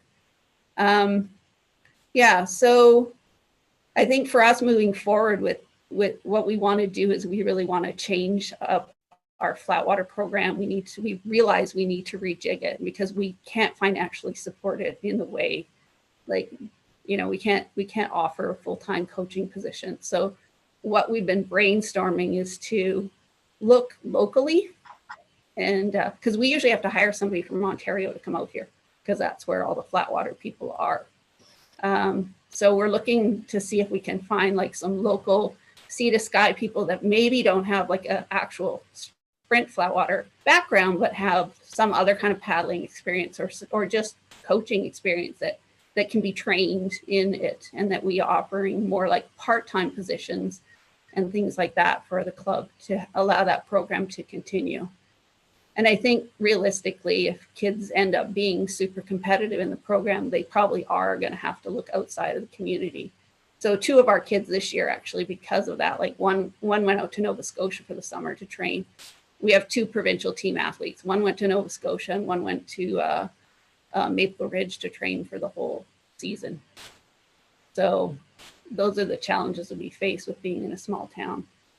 But we've been brainstorming a lot, like looking at fundraising ideas, looking at grant opportunities, looking at ways to increase enrollment in the club, in recruiting kids at different levels and things like that. So that's what we've been sort of working over the last couple months and through this winter to sort of see what we can do. Of course, the unknown of next season is still there. We really don't know what it's going to look like. But we just know the focus is on recreation. So that's all I have for you. Awesome. Thank you, Ms. Tomlinson. That's a great review, and yeah, your programs this summer were a lifesaver for a lot of parents there for the daycare side. That was really great. Any questions from the committee? I'd just like to make a comment that that it seems that the organization has a lot of foresight into trying to get other revenue streams as well, and that's really good to hear. Yeah. Thank you. We just applied for 2 grants in the last little while. Unfortunately, we just heard yesterday that we didn't get one of them, but maybe we'll get the other one. Yeah. Keep on pitching. Yeah. That's correct. Yeah, thanks very much, Karen. I don't have the printout, but what was your ask for this year, please? The year coming up? Sorry? Yes. It was, just a sec, I got it right here. We were asking it over for 3 years. So for 5,500 this year, and then with the 2/3 and the 2/3 the following 2 years. So, yeah. Thank you very much. For a grand total of, I have 11,600 over the 3 years. Thank you. Councillor Zant? Actually, that was my question as well. I was just wanted a better explanation of how their ask was going to work out. But Carrie answered the question, answering Councillor Craddock's questions. Director Mack, did you have your hand up? No, he's drinking coffee. Okay, well, thanks very much, Karen. Appreciate it. We're going to go through the whole process and we'll be in touch. Thanks for the presentation. Much appreciated. Okay, thank you, everybody. Bye-bye. I know. Okay. Pemberton Arts and Culture Council. We're rebranding. Is up next.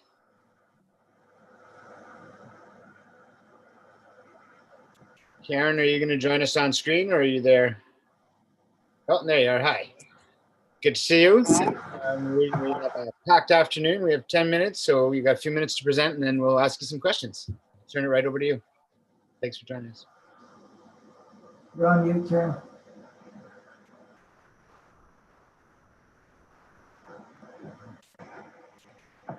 She's speaking. Yeah, Karen, you're on mute.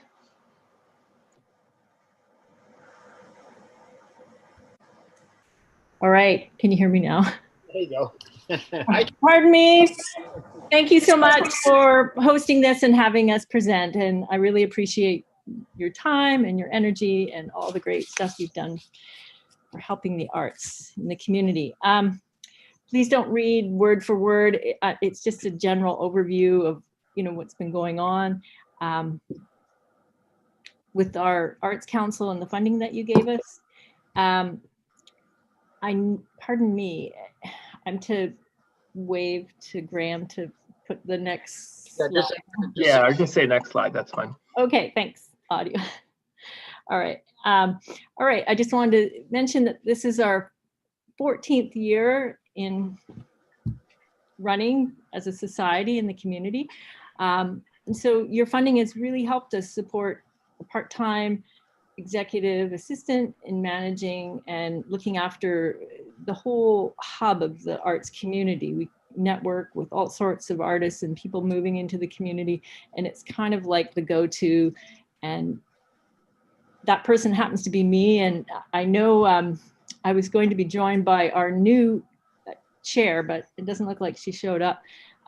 She was doing an art thing at the elementary school today with the kids.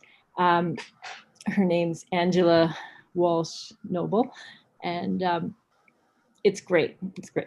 Anyway, so this funding helps me kind of leverage other funding, looking for other community sponsorship and grants, and just working on the website and working with the community and coming up with projects and ideas. And during these certainly certain times, we were able to start off the beginning of the year. We partnered with the Pemberton Tourism and hosted that Raven Backcountry Festival, and the arts was part of the component. So it was a 2-day event, and their planning was all the film and all the recreational activities, and art was the art portion of it. So it was a great collaboration with another organization. So just wanted to mention that. So after February, it kind of turned into, what are we going to do next? And so we had planned to have a big music festival because we had got some significant funds from BC Arts Council. It's a provincial organization that funds different things for us, projects and festivals.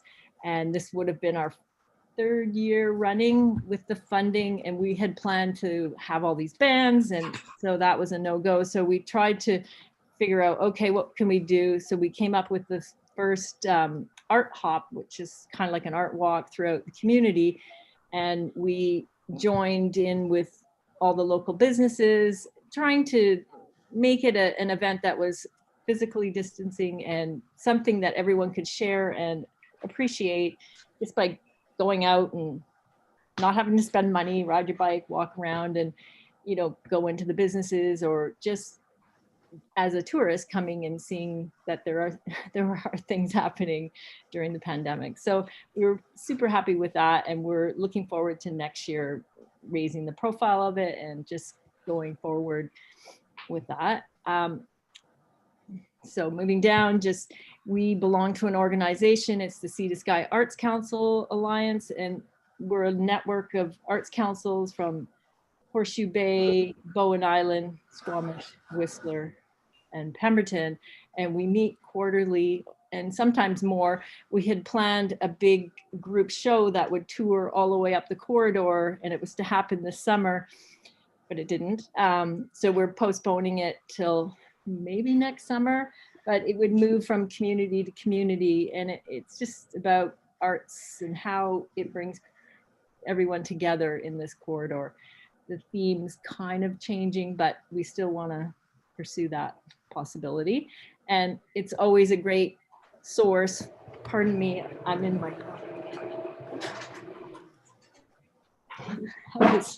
heater blowing.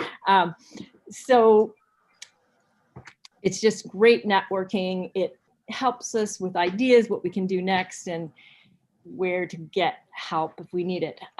We also belong to the Arts BC, and they're an organization that is provincial wide, and they give us resources and ideas, and it's so great to meet with other arts councils all over the province and hear their difficult stories and how their experiences can change community, and you know what's relevant and what's not, and what's sustainable to support us during these times.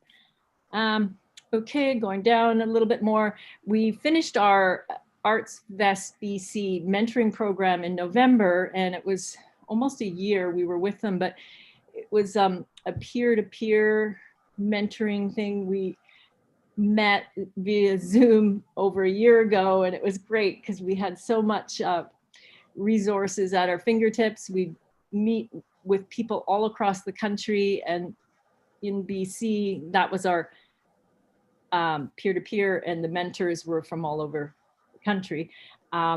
It just gave us great ideas about securing some sponsorship, and anything we got, they are matching our funds. So as of the end of October, we filed and got in, it wasn't a lot of money, but $2,750 of sponsorship locally from Whistler Real Estate and one of the real estate agents. So Arts Vest is going to give us 100% of that matching funds shortly. So every little bit helps, but it's something that we've learned how to facilitate and how to approach different community groups and businesses and get them on board to support the arts. And you know, you develop that, and over 5 years, you know, you can grow and work together, and it's a win-win for them as well. They see all the new people coming into the community, and they can go on about how great the Arts Council is and what there is to do in this town. So it's a good relationship. Also at this time, the BC Arts Council gave us $4,050 towards the art community festival this year, and we use that funding to pay for all the artists. We had planned to have mobile musicians going from location to location or farm to farm, but that just didn't happen through the summer. So we were able to use that funding to pay for the artists that were involved and helped out. And, you know, it just supports the arts in the community. So Graham, you want to flip that? Thanks. This is just a shot of some of the artwork that was at the Raven Backcountry Festival in February. It was just probably about 25 artists, but people I haven't heard of before. There was some really great relationship building with new community people, and I'm super happy that, you know, it's starting to grow, and, you know, people want to be a part of it. So just flip another one. There's just some other things that were going around art. And then this was our little promo for the art hop that went from August 15th to September 30th. We had First Nations involvement, which was super fun. And Levi Nelson is our Pemberton Artist of the Year. And so we wanted to just highlight him, and that was such a great experience having him involved, and he wants to do more in the future. So just saying it was for everyone. And right now in December, just sort of this wording is all bit backwards a bit, but we had our AGM on Zoom in September, and we had a whole group of people show up on Zoom. It was a real surprise. And now we have 7 new members, and we're working on different little committees, and looking forward to a strategic planning session coming in January. But December, we're holding a Mountain Made through social media and promoting local art and shopping local, and just giving a plug to the community artists that we have. And it's good. And today and tomorrow, Angela, our chair, she's hosting this Christmas decorating thing at the elementary school, and the kids are going to develop or just design these little balls, and they're hopefully going to decorate that big Christmas tree that's in front of the elementary school, just to give them a little bit of joy for Christmas, and so that they feel like they're a part. And they're going to exchange something they make with the school in Mount Currie. So there's a little together apart thing happening for the kids. So we're super happy about that.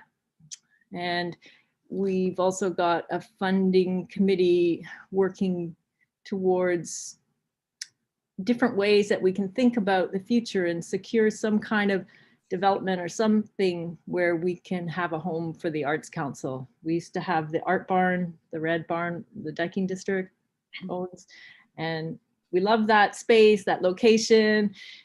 There's just a few too many tweaks that we'd have to do to carry on. And anyway, the Dyking District took that space back. And so now we want to look at what's next. What can we come up with for a home for the arts? And anyway, that's that. And has my time up yet? And, you know, we try to promote through newspaper and on social media and on our website how, you know, you guys have supported us, and just everyone comes together as a community. And we're excited. We're really kind of feeling this energy, like, you know, it's kind of been slow, but now, even though it's hard times ahead, and artists are one of the hardest hit portions of, you know, the employment pool, you know, we see a bit of sunshine on the horizon. And want to thank you guys again for all your support in the past. And this past year, it's been difficult for everyone, including Village, the SLRD. And I know it's like, what's next? Everybody's got that big question, but we feel like arts lives here, and arts matters for the well-being of the community. So that's just my little spiel. Awesome. Thanks, Karen. Any questions from Ms. Love? You probably heard. No questions? Yeah, go ahead, Councillor Suzanne. I just wanted to make a comment. I just want to say I really enjoyed the art hop. A lot of people I've spoken to really enjoyed it, to be able to feature lots of local artists. And I look forward to the upcoming events as well. I think it's during this particular time that there's people who are, you know, they have to be indoors, gives them something to do, and it's a big help with their mental health as well. So yeah, and it included seniors. I was really impressed, like the different varieties of people that showed up and participated in it. We wanted to include everyone. There were youth and First Nations and seniors, so it was great, really good. Councillor Craddock. Thanks very much, and thanks, Karen, for the presentation. It's nice to see you on screen and everything you're doing for the community. I didn't see what your ask was for the coming year. Oh, I thought we had to ask the same amount or something. We always want more. Everybody wants more, but I think it was 4,000 from, oh, but now it's like together, isn't it? It's like one. I think it's 8,000 for the year. Thank you very much. Yeah. So. Okay. Well, thanks, Karen. Right. I feel like there is a renewed energy around the Arts Council. I'm anxious to see what you guys come up with, and I really missed the music festival there. That was my favorite. And I've told you that before, but we have this light installation thing we want to come up with for January, February, because it's like the logistics and where we're going to have it, but we really want to pursue that just to brighten the spirits. As you had mentioned before, you need to have some smiles and some happiness through these dark times. So awesome. Yeah. Thanks. Go ahead, Jen. I was just thinking, you know, there's that space right behind AC Petroleum there that's been open It's, you know, sort of before the hardware store there. And it's always been sort of empty, and it's kind of central in the town. I don't know who even owns the building or anything, but I know it's a mystery. They're not, yeah. they're not very, But what a good spot that would be. You know, I think it's fairly roomy. Love it. I love it. I know. But, you know, I don't know if that's been thought of or. Yeah. awesome. Thanks, Karen. Anyways, good job, Karen. Hey, thank you so much. It's great. I appreciate your energy and your time. Thank you. Okay, bye. I'm leaving. Take care.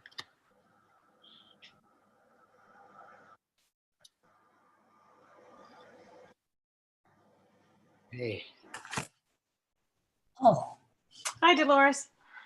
hi, I'm here now. Great. There you are. Hi, welcome, Dolores. Thanks for coming. So we're on to the Spud Valley Nordic Association. You got a few minutes and then we'll leave some time for questions. So I will hand it over to you to tell us about what you're doing. Okay, great. Well, this year what we did is we applied for a grant to use for purchasing club jackets, warm-up jackets and pants for the junior race team. The last time we did that was in 2014, and we got a grant from Whistler Blackcomb for that. And those children have come and gone. They've grown up, and that we haven't had any club outfits since then. So we have a new group of junior racers, and we'd like to purchase outfits for them. We haven't had a chance to do, this is because of the year we are having, we can't do any fundraising. Usually we have Lumpy's Epic Run in the fall, which we earn money from, raise money from, but we haven't been able to have any fundraisers. So we were hoping that a grant could help us buy the outfits. Last year we got a grant from this group, which was really very much appreciated and helped us to buy a new snowmobile, which we use for grooming. And because of the purchase of that new snowmobile, basically we used all our extra funds that we in savings that we had for our club. So we really need a grant for this kind of purchase. The fees that we charge for our program we use the fees for the children pay to cover the cost of coaching courses, grooming, I guess you'd say the oil and gas for the groomer, for races and events that the children go to. We pay their fees for those events. All the members, all the coaches and everybody who works with the program are volunteers.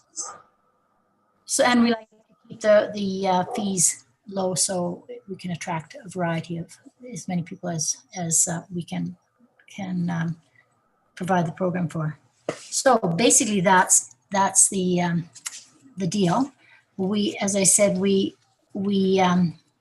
haven't purchased any club uniforms since 2014, and at that time the children paid part of the fee for the outfits, and then they kept them. This time what we want to do is we want to have the club or the grant pay for all the cost of the jackets, and then when the children outgrow them, because a lot of the children are very young, then they would just go back to the club and go on to the next children in the group. So we would keep the jackets would be used for quite a few years to come. The program probably, I won't go on anymore, but you can ask lots of questions. Probably most people know that this program has been happening for over 30 years in the community. And so many, many people have benefited from it and will continue to benefit from the program. Adults also benefit because the grooming that we do at Nairn Falls Campground is open to the public every day except Monday when our program is using the trails. Yes, so if there's if you have any questions.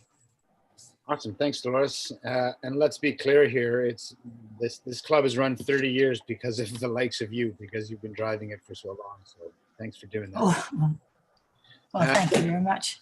Questions for Dolores? Another one? Okay, well, thanks for updating us on your activities, and thanks for all the work you're doing over there. It's a great thing for the families and kids, and it's a real benefit to our community. So thanks, Dolores. We'll be in touch. Okay, thank you.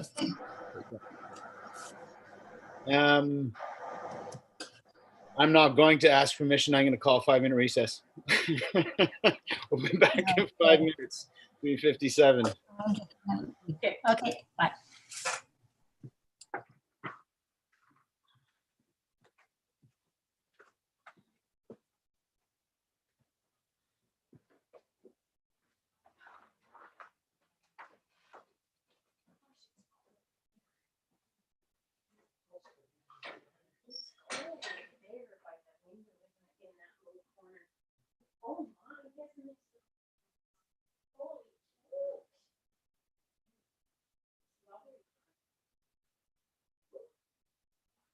Does it make a difference, or is it just me?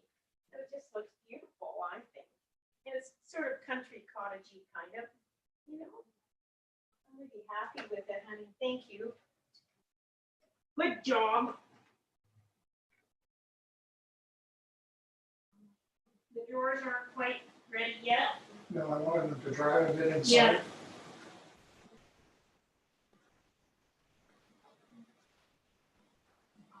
You clicked off, did you? There's a 5-minute recess here.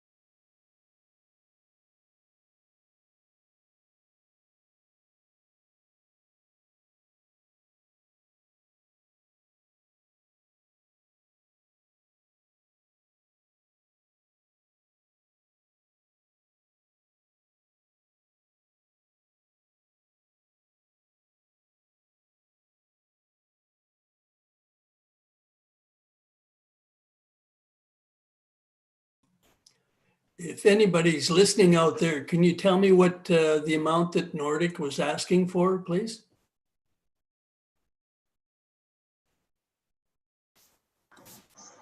It was 3,000, Ted.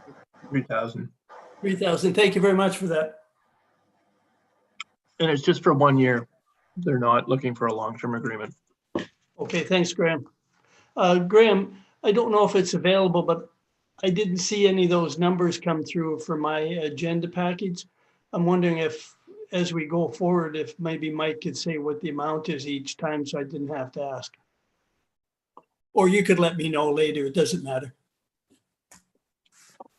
Sure. I mean, it is, if you have the agenda, I can email you the agenda. Yeah, I'd have to open up another screen, so that's okay. We've Okay. only got a few left anyway. Yeah, okay. Thanks very much.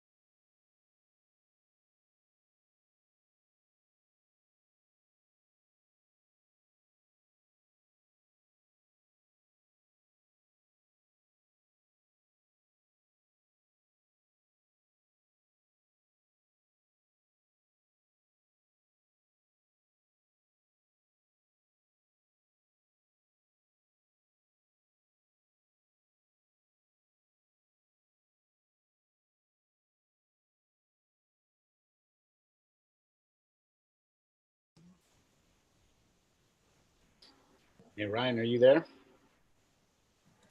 Yeah, go ahead, Mike.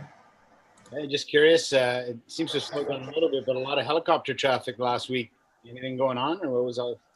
They were doing training last week. Um, So they're getting ready for heli skiing, which we're really hoping is going to happen. That seemed frequent and fairly low. I was wondering what was going on. Yeah, well, the reason they're fairly low around the airport is because they're having to do what they do emergency training, so they do failure training. So they stay close and low to the airport, so that if something actually does go wrong, they're closer to the ground. Gotcha. Is that still going on, or is it done? No, they're pretty much finished. Some of the training really happened out of Whistler now, but now it's up in the mountains, so they're actually doing heli ski training, so landing at the sites where we'll be taking skiers and whatnot. Right. The machines that were flying around were the 212s, and unfortunately, they are the loudest machine we have. So, right.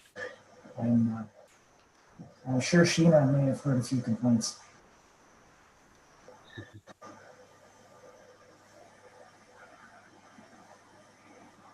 Hi, Sheena. Hi, just one. Just one? It wasn't really a complaint. It was more a question of what's happening. Yeah, and like I was saying, like they were doing their training, and they had six drivers to go through. So 6 drivers, 2 pilots in each machine, and 2 machines. So it was a busy week for us. But they're pretty much finished now, so it should quiet down. All right. Looks like we got most people back here. Nikki, I don't know if she's there. She can catch up. Let's reopen the meeting. And we are on to the Wellness Almanac. Miss Richardson, so nice to see you. It's been a long time. It has been. It's been too long. Mayor Mike. I will pass it over to you to tell us what you're up to and leave a few minutes for questions. Great. Thank you, everybody. Thank you for having me. Graham, would you skip us through to the next one, please? I wanted to start off by saying Kukstum Kala, which is thank you from one person to many in Ukamuch. Thank you for formalizing this funding process for us. The Wellness Almanac has been a bit of an orphan since the Winds of Change Steering Committee disbanded maybe 6 years ago. And so we've been funded by three partners, the SLRD, the Village of Pemberton, and Lillooet Nation each year, but from random funds or sort of from random places. And so it's I really appreciate being brought into this space for the funding for this year and the opportunity to kind of formalize that moving ahead. If you aren't familiar with what we're doing, the Wellness Almanac is really basically a community resource to support wellness, resilience, and connection. So it's a daily blog post, and then there are social media channels, Instagram, Twitter, and Facebook to amplify that, with the core aim of building a stronger and healthier community, essentially. And we amplify the work of community groups and individuals and try and create a safe space, like a safe virtual space for hard conversations. It started as a response to addiction and kind of addiction-related tragedy, and the need to find a way as a community to talk about that beforehand and afterwards. And so that was kind of the roots that we've really grown out of. Graham, can you move to the next slide, please? This year, basically the core offering is this website. The PFID has funded $10,000 for it, and the other third has come from Lillooet Nation. And so these are just sort of some of the statistics, because the challenge with this work and with this offering is to try and show that we're having an impact. And like, how do you measure the impact of something like this? So the website itself has generated 18,000 different unique visitors to the site, almost 27,000 views of the content, so daily content. So between 1,500 and 4,000 views a month of the content that's being engaged with. 50 different community groups have had their information or stories amplified there, like promoted and shared. it's roughly a 200-hour time commitment, and then that's supported by other in-kind contributions from other volunteers or other contributors. We have nearly 1,500 subscribers to the website and over 700 Facebook followers. And when we look at those statistics, you know, the bulk of those people are living in the region, and then a few are living in sort of Vancouver or BC, but essentially, you know, like, we're not really interested in cultivating an audience beyond here. It's a community resource and a community service. And then the new thing that we added this year that we're in the middle of, we've launched a sharing circle. Next slide, please. In partnership, we initiated this, and in partnership with the Pemberton Public Library, Tanina Williams, who's a Lillooet educator and a knowledge keeper, has been leading these sharing circles through the library every 2 weeks. We've had 3, there are 2 more to go. We've hosted between 15 and 30 people for each one. It's to learn the technology of a sharing circle, which is really a way of having a conversation in a kind of a safe space. It's a protocol, an Indigenous protocol. So our first sharing circle was to learn about the nature of that protocol.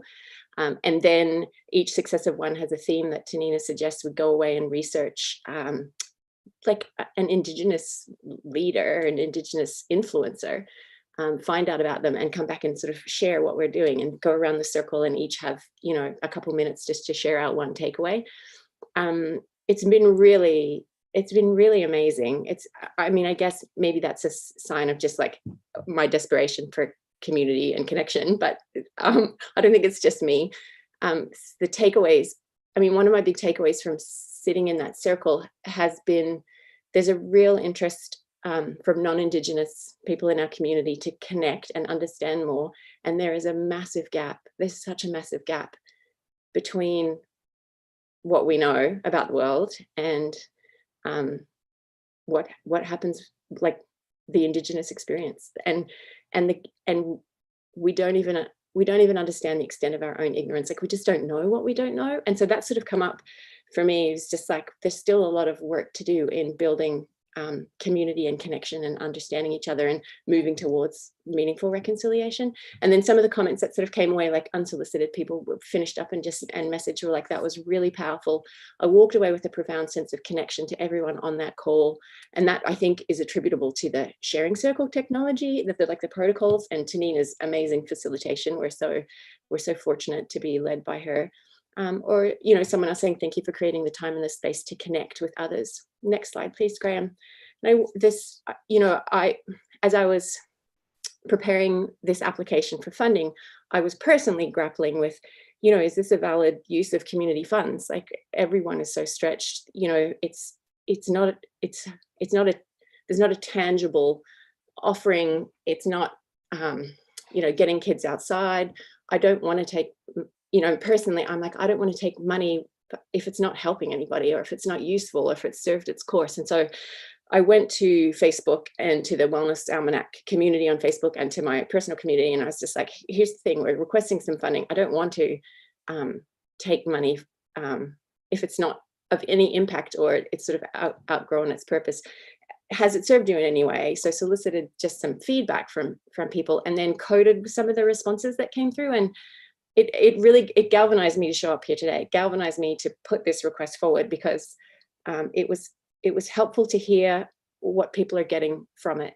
And so there's sort of a bunch of quotes that I pulled out, but, you know, there was like words and language that was used, like inspiring, uplifting, thoughtful, compassionate, inclusive, and a key word that kept coming up again and again was connection. It gives me a sense of connection. It's a connection to community. It helps me feel connected to people I haven't met yet, or organizations I don't know about, or how others live their lives. It makes me feel less isolated. It's a very spread out valley, and I live a long way away. It helps me to feel more connected. It fosters connection. And then what really surprised me was hearing comments from people who don't live in the community anymore, who used to live here and have moved away, and they follow it with the kind of avid devotion, because they're like, it helps me stay in touch with that community, which was my strongest experience of community. Or I didn't necessarily want to move away, but I had to move away, and I like staying in touch with it. So this idea of connection has really risen up for me in thinking about moving forward with the Wellness Almanac. Next slide, please, Graham. And I wanted to call that out because in thinking, like, connection is key to resilience and community. And in some strategic communications work that I've done, I was confronting this idea that misinformation or propaganda around COVID-19 is a really major public health threat everywhere.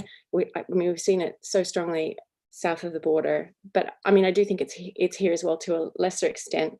And when we're isolated and vulnerable, I think that's even more powerful. And the research is showing that one of the key antidotes to racism or disinformation is a sense of connection. It's a protective factor, like a sense of connection is a protective factor with respect to addiction and for mental health resilience. And also this amazing report that I read about the Indigenous wellness wheel and how to approach wellness from an Indigenous perspective rather than from a colonized perspective, which is kind of like, well, if you don't have resilience, it's really your fault. You know, you're kind of broken. You're not meeting the health, standards without appreciating the trauma that's been everywhere. Flipping that on its head and sort of like trying to like not speak from a crisis point of view, but speak from a upstream point of view. Well, like a key for wellness is the ability to care and be cared for, and connection is sort of one of these really fundamental things. So we're approaching a pretty unknown year where a lot of the ways we conventionally connect, like hugging people or going to a gathering or a concert or like all of our fallback measures for connecting are being pushed to the side. And so I feel as though this resource can step into that space, I hope, and offer those ways for people to connect. And that's where we're sort of like with the sharing circle, it's like we have this foundational blog, and then we are able to also be like, oh, should it be something online? Are there other things that we can create that will fill that gap for a sense of providing connection for people, so that we can provide some of these kind of protective factors. Next slide.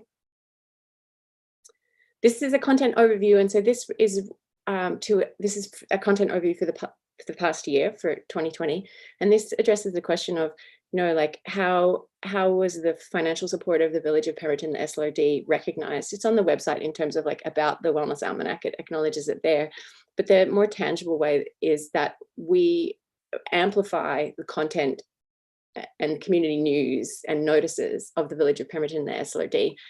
So 10% of our posts are actually pulled from your newsletters or website, in terms of like, oh, the Firefighters Association are recruiting, oh, fill out this survey. So 1/10 of our content is actually amplifying your information to the community and bringing it forth to them. And then this sort of breaks down the other, with sort of 21% looking at really Indigenous authored or Indigenous focused content, because it's so important that we strike that balance where everybody in the community can see that resource, see themselves reflected in that resource, and then also see other members of their community reflected there, and grow in understanding and compassion towards each other. 28% of the content actually promotes community organizations. So, we're sort of finding all of the information from other community groups of what they're doing. And because, I mean, all our community groups are like one person shows for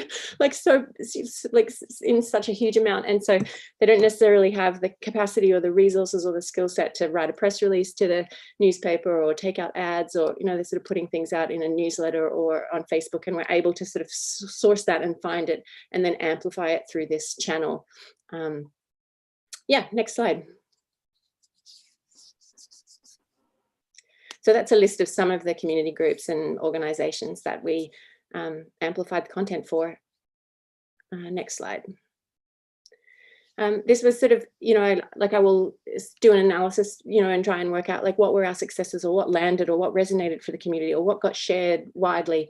Our sharing circles have been, I think, really successful because it's provided, you know, especially this year after like George Floyd and the conversation about racism becoming really potent in mainstream media and causing a lot of distress, I think, for people to try and navigate, to provide this safe space for people to come with their questions and their insecurity and their concerns, instead of feeling like, oh, now I just can't say anything that's going to be offensive, but I don't really know how to move from my questions to having a deeper understanding. So to have, you know, a facilitator and a guide be able to create that safe space for people has been really meaningful, and the feedback has been pretty profound from people sharing how that's been. Veronica Woodruff wrote a post for us when the first big storm was coming, and it's a huge long one. It's like 1,000 words with pictures. It was like, you know, what does the storm tomorrow mean for us? And it's really about emergency preparedness, and that's my like editing there. 1,451 people actually reading that,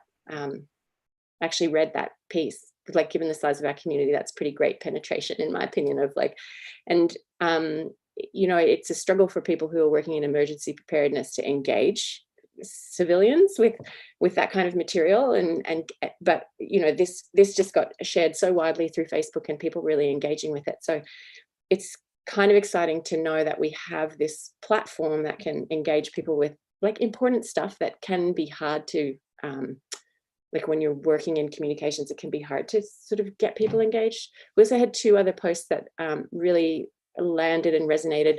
One in late March, which was like, how are you doing really? And, you know, how's your mental health, and some mental health resources, which saw 400 views. And then in October, a kind of a suicide awareness post that was written by a community member, and she gave us permission to share it, about when the second lockdown, kind of like, well, not lockdown, but when we kind of moved into that second lockdown, just sort of saying, this is a hard time right now. And it was just really beautifully and thoughtfully written and really resonated with people. And so there were like 350 views of that. So we're not like a social service crisis service, but what we're trying to do is kind of help upstream, build people's resilience, and let people know they're not alone, and yeah, just enhance that sense of connection. Next slide. So the budget, our budget breakdown is here. Essentially, it's $12,000, so $1,000 a month for the project manager editor role, and then $3,000 has kind of gone into some of these building our Indigenous content contributor network, which is a major priority and like a growing process. I can answer more questions about these details if you want to dig into them. Next slide, please. The request for 2021 is essentially to support us to continue with this resource. So daily, the anchor of it is this daily website blog, daily content, sharing these kind of things. Always exploring ways to be fresh or relevant. Like, is it time for a website redesign? Will we freshen up the way it looks? Do we reinvigorate the Instagram takeover program, where we would invite people to like take over the Instagram account for a week and show us a week in their lives? It kind of died off this year because people were just hunkered down and not quite, like, just not really willing to be on display. Like, everybody was sort of just like kind of licking their wounds and considering things. But like, I'm sort of always kind of poised and waiting to pounce as soon as it feels like people are willing to get back out there, and ask them to be guest editors or be guest Instagrammers for us. Potentially, given the success of the sharing circle, we might explore like video chats. Like, is it helpful to see 2 people in conversation about something related to resilience, or would it be helpful if I interviewed a local counselor or therapist about something and provide that content out there? So I'm always thinking about ways to keep things fresh. The new offering that I wanted to present, because I sat on the Economic Development Collaborative Task Force as in a secretariat capacity this year, and also have just started sitting on the literacy, like there was the Pemberton Literacy Committee, and helped write the grant for the chamber to get the data portal up and going. And so, like, working on the data portal and seeing the like there are things that we can track in the community to sort of test the like economic health of the community, but we don't really have any tracking or metrics, as far as I'm aware, of like what our social health and well-being is. And it feels like an important thing to monitor and like keep an eye on, so that we could, I don't know, be more proactive than reactive if possible. And the Winds of Change Steering Committee, one aspect of that when it existed, like it disbanded in 2012, I think, was community service providers who worked in like various kind of frontline capacities would meet quarterly and just sort of like develop relationships with each other and share what was going on. So the RCMP were there, tribal police were there, public health were there. That, as far as I'm aware, that hasn't happened sort of for almost a decade. And so what I was going to suggest is that I could initiate like a Zoom sharing circle where people from, the food bank or, some of those different entities could come in, check in, and then just offer like a pulse check of like what they're seeing or what their numbers are or whatever we could report on. I could aggregate what could be made public and share that with like this committee or whatever would be the appropriate venue, like council or SLRD, Lillooet Nation, so that we kind of just checking in on that data, because I feel like it could be important to know. The Community Foundation of Whistler do a fantastic report every year, and I've sat down with them to find out, like, oh, can we piggyback on that? Can we get Pemberton in there? Like, they're gathering up all this data so they present this incredible report about like what, what's the social health of Whistler, and we don't really have that, and it feels like it could be valuable. So that was one of my proposals to offer as an adjunct to this for 2021. And part of why I appreciate being brought into this sort of funding fold is to not, for the Wellness Almanac, not to be this orphan anymore, but to be like to have the role formalized as a community resource and providing, to have kind of the mandate to take these initiatives and provide this information, like feed it up, like, feed it from the grassroots up to council and the board so that you can think about it or act on it. The other priority is to continue soliciting and mentoring and supporting Indigenous content. And I've been working with, building relationships in that, inviting guest editors. Some of those ideas would be continue with sharing circles, commission language videos or plant videos, or like work with people within the Lillooet or Naquatqua community and hire them to produce some content. So do some capacity building there and allow them to be seen and to have the sovereignty to show up in the way that they want to. And then the final platform of my proposal for next year is to move into develop a kind of social enterprise model. So trial the idea of creating a weekly newsletter from the content on the website, because people don't always go to the website every day, and I don't necessarily want to encourage people to have to spend any more time on social media. But if we can aggregate some of the best of, send it off as an e-newsletter, build up that subscription base, so hopefully it represents the entire region, and can become a really helpful asset for the village of Pemberton and the SLRD. If we can amplify, emergency preparedness information or other news, and make sure it's kind of a valuable thing that head out to the community, like it would potentially feature like a local photographer or a local artist, in a beautiful way. It would sort of be like, heads up, here's some of the cool events that are coming up in the next little while, serve as a community calendar.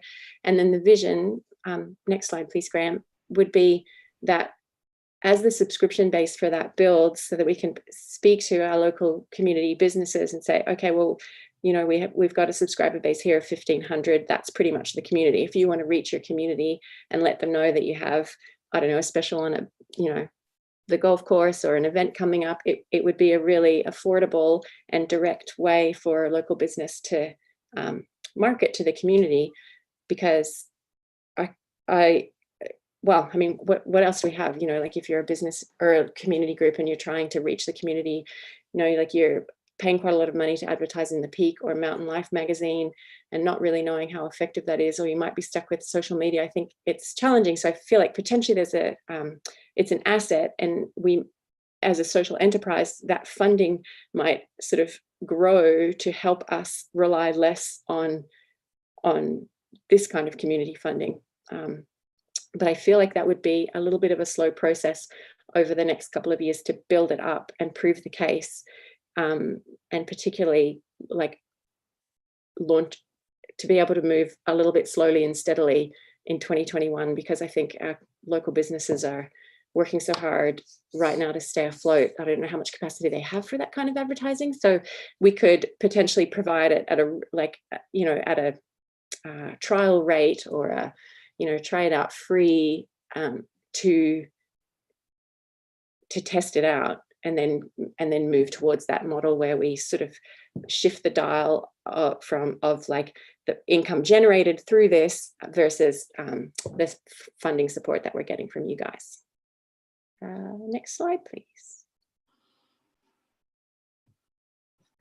So yeah, basically the Wellness Almanac is media, like it's a media outlet, and it shapes the story of our community. And I used a Levi Nelson, an extract of a Levi Nelson piece of art off the top on my first slide. And I heard Karen mention Levi.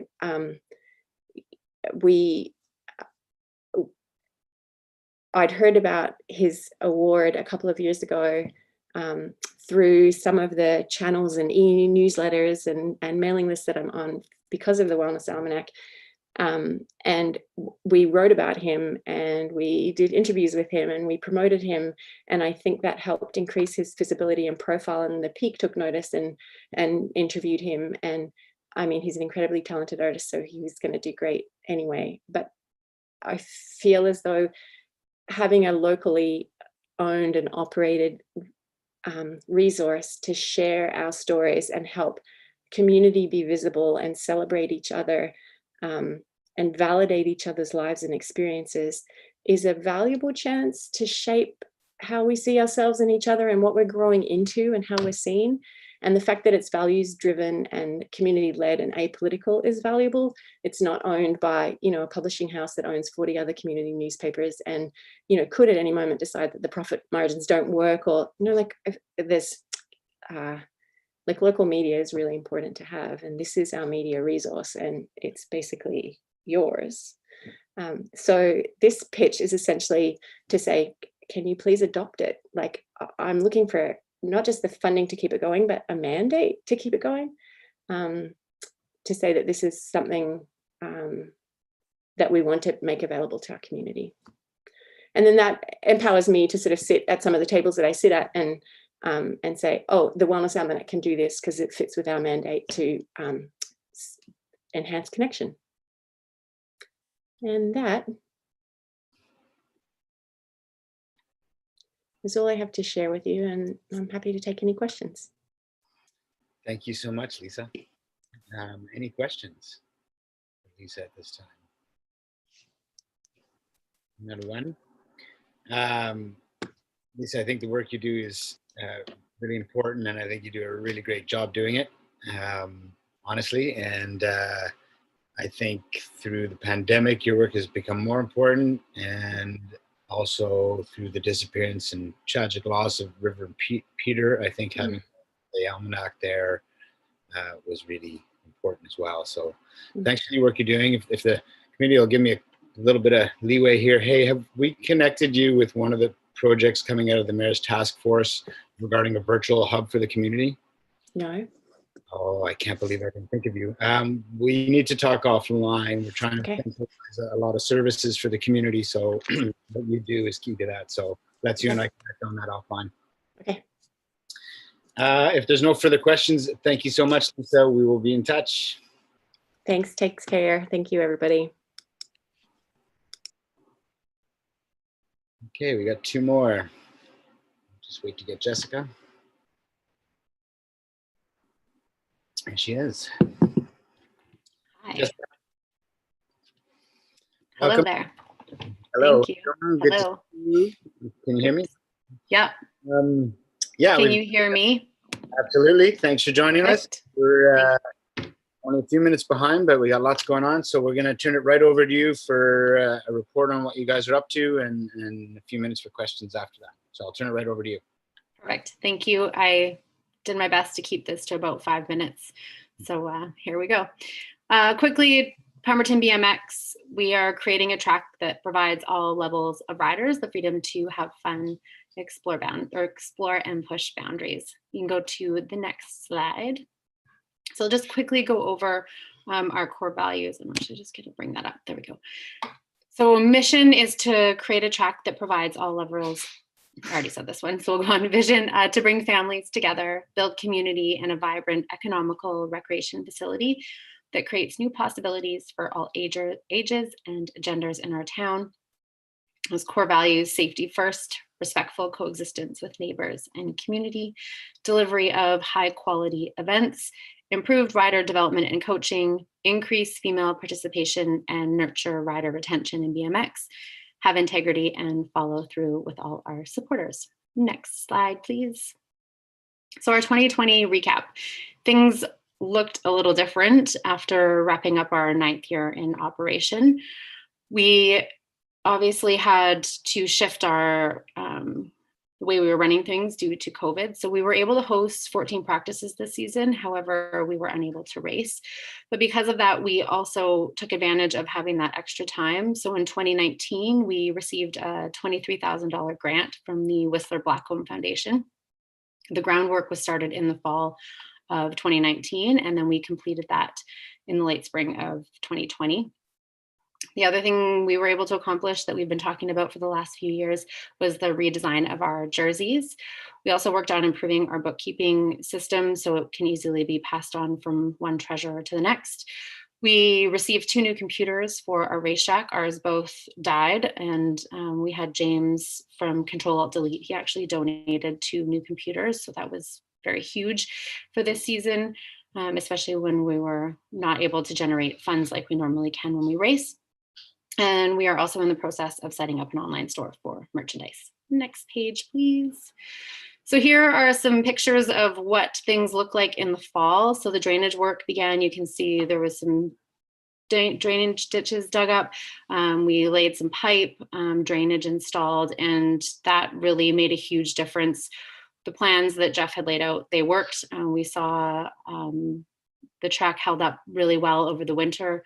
And then just through the spring and any major big rains that we had, the track was looked really good, and we saw that all that work paid off. Next page, please. So in the spring, the whole track was basically dug up and redone. So the track was widened, the corners were rebuilt, so that improved the flow of the track overall. And then the third straight was left for the most part, just some dirt added and widened slightly, but we did do some resurfacing on that. The pathways were improved up to the start shack. Some nice rock work was done, and as well around to the start hill, just improving that hill in itself. Throughout this project, over 500 hours of volunteer, there was over 500 hours of volunteer hours invested. And Jeff, there's a picture in the top right-hand corner, he led the project. He's a snow course builder, so he builds like border cross courses and such, but he has managed some really big projects. So he was a huge asset to have to manage this project. And then Ken down in the bottom left, he works for the bike park and does a lot of work on the bike park. So the 2 of them, they were not working in the spring due to COVID. So what that allowed for them to do was invest a lot of time in the track. So because we had that, we went for it and invested. We added on about another $9,000 to what we had donated to us from the Whistler Blackcomb Foundation because we had the opportunity to and felt like it was the time to do it. Next page. So our practices this summer, they allowed for up to 20 riders. The practice time for the 5+ was usually full or close to. The younger under 5, because they weren't racing, you tended to see them at the track between that 9 and 12 time frame in the day, but they were definitely utilizing the track, just not in a practice aspect. We did also see some of our original Top Guns who have now come along to be sponsored riders. You can see them in the right-hand corner. They came out, and that was pretty inspirational for some of the younger kids, just to have them there and watch them ride and connect with them. And we were also able to introduce some of the half trackers to riding out of the gate. Just it was a less intimidating environment, so they were able to come and see what it was like to ride out of the gate. Next page, please.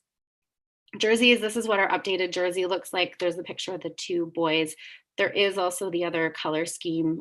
There's a company out of Burnaby that we found. They're a high-tech printing company, so they were able to offer us 2 options for colors. So we're really happy with how they turned out, and we had a local designer that redid the design for us. So that was awesome. We were able to keep it all in BC. Next page. So moving forward, coming into our next season, this Saturday, there is the BMX Canada track operators meeting. So we'll be discussing various things, but also discussing options for racing for next season. There were a couple tracks that did attempt some racing this summer. It had to be staggered, so it was huge amounts of I guess, resources required to pull that off, but there's definitely been some things learned. So we're hoping to be able to come up with some different options based on what our restrictions may be next summer, but it looks like we should be able to figure out racing in some form or another, which is really exciting. So after the track operators meeting, we will host our AGM. And then following that, the new board will plan the execution of races based on what our restrictions might be. When it comes to grant sourcing and writing, we're looking at building a loaner bike program. We have had a couple of BMX bikes donated. We'll also focus on upgrading decking and some landscaping if possible. Hosting practices, races, and offering coaching opportunities. That's obviously a big focus for us, getting people on the track and helping develop the sport. And in that, because of the season that we've had this year, we'll really have to focus on promoting the sport of BMX and reaching out to people in the community and generating that interest again and seeing where it goes. But it has happened before, so I have no doubt that it will come back again with a vengeance as the world allows. Next page. So thank you for your funding and our sweat equity. We are able to inspire through our accomplishments, setbacks, life lessons, and family support. So these are pictures of the finished track of what it looks like now that that upgrade has been done. And that is all. I think I just made it. Well done. Thanks, Jessica. You're welcome. Does anybody have any questions? Questions from the committee? Anyone? Any questions? Okay. Well, thanks for the presentation, Jessica. I mean, the BMX park is like an incredible asset for the community, and I think you guys do an amazing job running it. I can't believe you're going into your 10th season. That's crazy. I know. But Julie, you do a great job, and you're sort of gold star in terms of a community organization running an asset like that for the community. So thanks for that. Awesome. Thank you so much. In touch. Take care. Okay, you too. Bye-bye.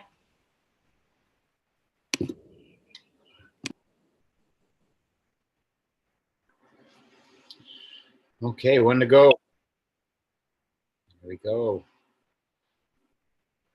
So I don't know if this is staff's sense of irony or it's just a good coincidence, but it seems appropriate that we finish with the cemetery as our last delegation. So hello, Krista. Give us a highlight of your project as it's going along here, and leave us a few minutes to ask you some questions. I'll pass it right to you. Okay, I sent a video that Don Murray put together for us that just shows a project from beginning to end, and Graham thought that might be a good way of presenting. I hope that's still okay. Sounds like a cop-out, Krista. It's absolutely a cop-out. Graham, we got that hooked up?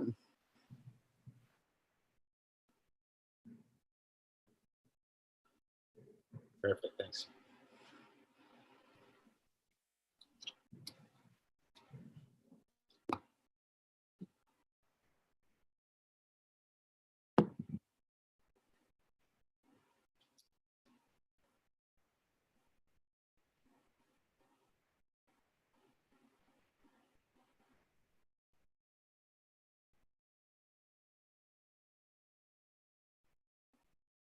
Is this how it's meant to look?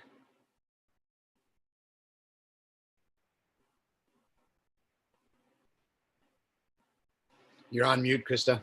Yeah, sorry. Should be transitioning smoother and there's music to it. Sorry that I don't know why it's being choppy.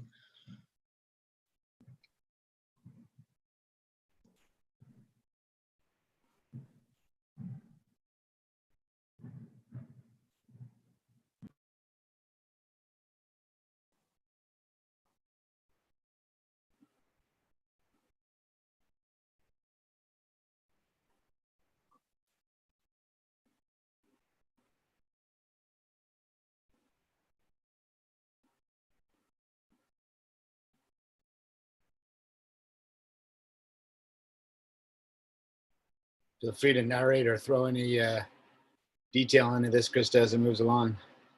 That's why there was music on it, so I didn't have to narrate. Didn't work. Graham, I guess the audio won't play, hey?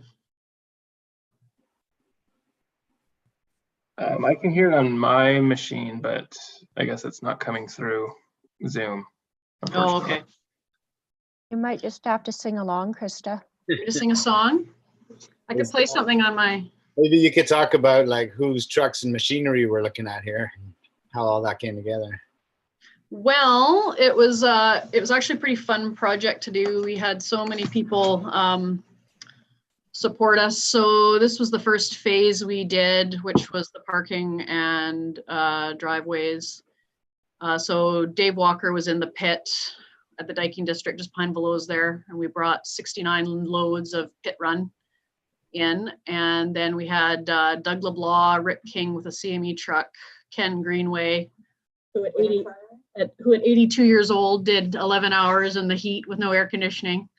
And the fourth was Greg Whitaker. And so those 4 trucks hauled all day long to get the pit run in. And then throughout the week, TKT brought 8 loads of crush. And then we had a packer by Sabre. So Dave Walker calculated out the cost of the driveway alone probably would have been worth about 50 grand if we'd had to pay for all of it. And our bill ended up being $550. The only thing we paid for was fuel for the 2 excavators. Amazing. So culverts were donated, all the material. It was pretty cool. It is pretty cool. I don't know about Dave standing up there on that ladder unsupported though, Kristen. Yeah, he didn't have a spotter. He did okay. And then the fencing, so Sandy Ryan, Whistler Welding, our original thought had been a fencing company out of Vancouver. Sandy Ryan questioned the quality we would get out of it and offered to do the same job, promised a better quality for the same price, which was awesome. So we got our steel fence. This was Dennis Collins doing. Dennis Collins did a ton of work. He did the forms for the concrete for these pillars. These pillars were a bonus. We didn't have them in our original budget, but we felt they would really add a lot to the property. So they Eric Craig from True North Masonry in Whistler did them for us for the cost of materials, and he paid his employees and donated the labor, which was pretty awesome. And then Dennis built our tool shed with donated material from Rona, and Gord Menzel provided the posts. This video is going way faster than it should, but there you go. There's the final scene. What am I missing? Tanis is here with me, but she's. So Krista, is it behind the fence? Like, where is that proposed pet cemetery addition going? So this was what you're looking at behind would have been the original plan, but they've decided to go to the north, which would be, I don't know if you can see, to the left of the screen. They want to go along the Meadows Road. We got really far in the process, and I had all the paperwork done, and I just needed a signature for the ALC application, and Jill decided that now wasn't the right time. Oh. So it's not dead in the water, but we didn't want to sit on all the money that had already been donated to us, waiting for her to decide when the right time was. So we've done what we own now, and then hopefully in the future we will obtain the extra acre of land. So these are all of the people that donated. We had over 30 businesses donated, and over 50 volunteers came out to get the work done. The most labor intensive part was the fencing, and I think it took 5 days to get it all up. And we had plans to hand mix the concrete, and about a week before, Pemberton Concrete had already donated the concrete for the footings for the memory board and the pillars. And then a week before we were going to do our fence, I got an email from them saying, we heard you were hand mixing. Are you sure we can't help you out with that? So they donated the concrete for the posts as well, which was amazing. And after having them donate that, we're not quite sure how we would have gone about hand mixing. So that was a huge bonus that we weren't expecting, and a huge cost saving too. So those are all the names of the people that helped out. And we had the donors, the financial donors above. And then,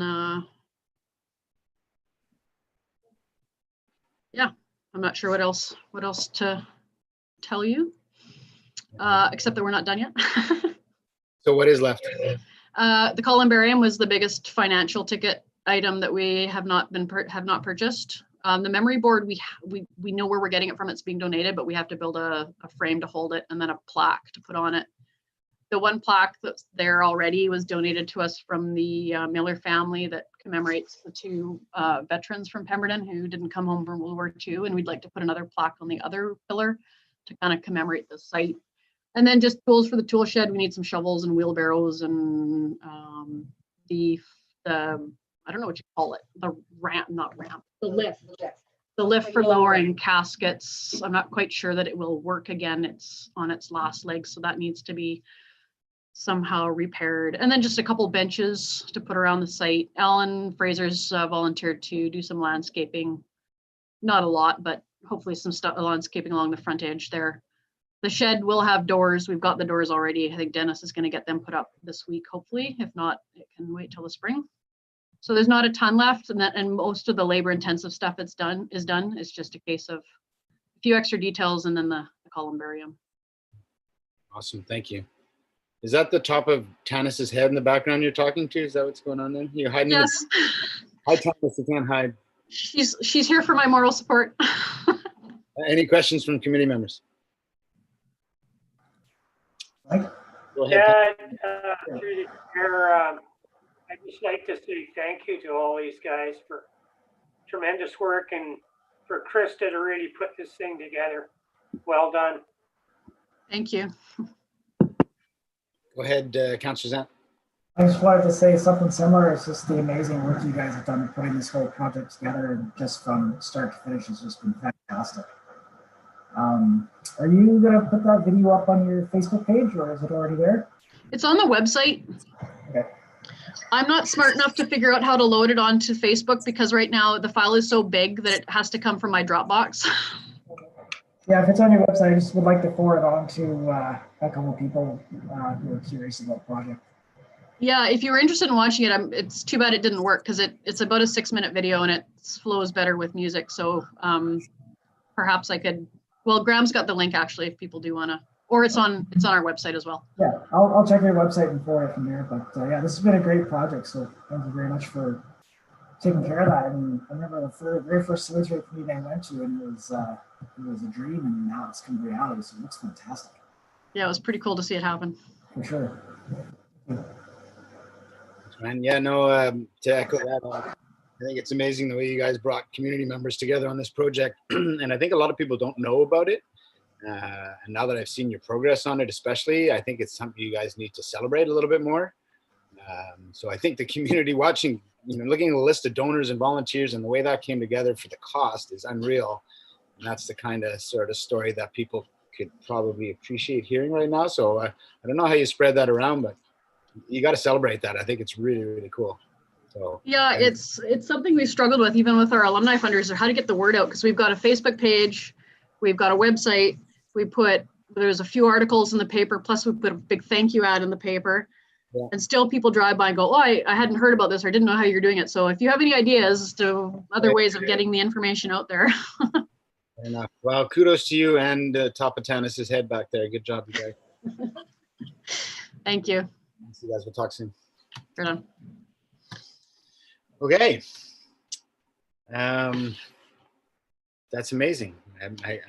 It's amazing to me to watch what these people are doing, and they're amazing people. So it's all great. So we're going to move on now, and maybe Graham, you could sort of recap the process with the funding, and where are you? There you are. With the funding and how we're moving forward here. Sure. Thanks, Chair. So, I mean, just a bit of a background and a recap. The Pemberton and District Initiative Fund was established last year, and it was in an effort to consolidate grants and aid made to all these different organizations by the village and the SLRD.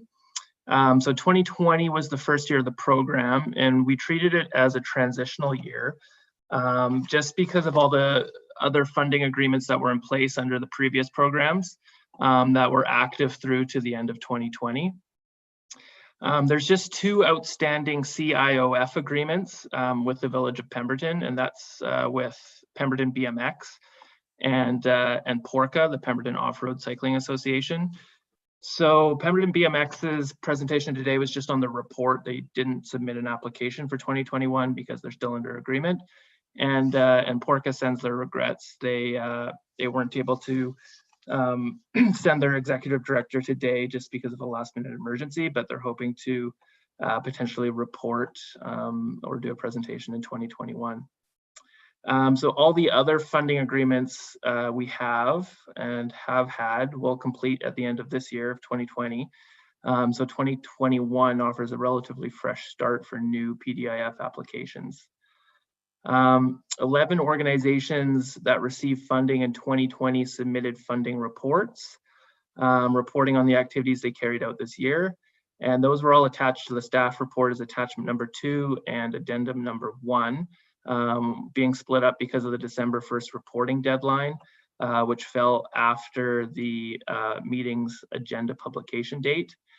And the report should not be confused with the funding applications, which were provided in the report as attachments number 3 and 4. And those set out the funding requests and the planned activities for 2021 and subsequent years. And the exception was Tourism Pemberton, which submitted a modified application yesterday. And we included that in addendum number 1 with the late reports. And they didn't change their funding request, just added a bit of content around the rationale for their funding request. The 2021 application intake had a closing date of October 15th. We received 7 applications from the Chamber of Commerce, Pemberton Farmers Market Association, and Tourism Pemberton, which were funded out of the economic development aspect of the program in 2020. And then the Wellness Almanac, the Pemberton Canoe Club, the Pemberton Arts and Culture Council, and the Spud Valley Nordic Association, which are attributed to the arts, culture, and recreation aspect of the program. The staff report provides a few charts and tables, which may be helpful for the committee in understanding the financial breakdown of the 2 services and how these relate to the potential 2021 PDIF disbursements and applications. So I'm just going to quickly run through the charts via a screen share.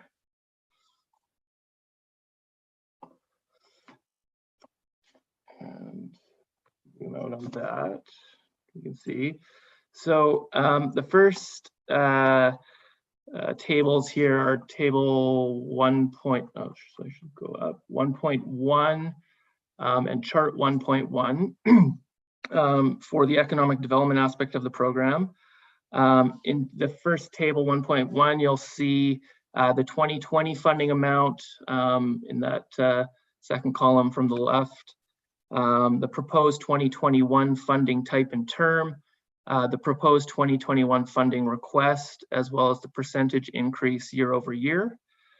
The economic development component of PDIF dispersed $36,500 in 2020 and has funding requests of $83,500 for 2021. So almost a $50,000 increase over 2020. Chart 1.1 displays the funding requests as a percentage of the total available funding in the cost center, being $62,340, and the total amount of funding that was requested from the service for 2021 being $83,500. So those 2 different percentages are just, one's a percentage of what's available and one's a percentage of what the total ask was of all organizations for this aspect of the program. The reason there's a little bit of extra money in 2021, I alluded to that earlier in the meeting, was about $12,000 will be carried over from 2020 due to the undersubscription of the program this year. The committee will note at the top of the staff report that staff is requesting direction on the use of the carryover funds. particularly whether a reserve should be established or if they should all be expended to account for the oversubscription of the economic development program. Although I recognize that this direction may be implicit in the funding decisions that are made in respect to the service. So just going down to table 1.2 and chart 1.2, they provide similar information for the arts, culture, and recreation service. This service area was not oversubscribed, and the total funding requests for 2021 were 46,370 in the bottom right corner, which can be accommodated with the $75,000 maximum requisition or the 86,819 available for 2021, which includes the carryover funds from 2020. So just over 10,000 would be carried over from this year. Applications were not received from Winterfest or PAWS due to the Pemberton Animal Wellbeing Society due to COVID and capacity implications, although these organizations received funding this year. And as you heard from Ms. Cindric, Winterfest is requesting that they are able to carry their funding over from 2020 to next year's event. PAWS was unable to make it today, as I mentioned, and would like to present next year if possible, and same with PORCA. The remaining financial information can be found earlier in the report in table 2. I'll just scroll up to that. Apologies, I had this reorganized. So table 2 is actually before the other tables. And this table provides the financial position of the service going into 2021 based on the funding applications received. So essentially that's a summary of my report for the 2021 PDIF intake. And I am able to answer any questions the committee may have.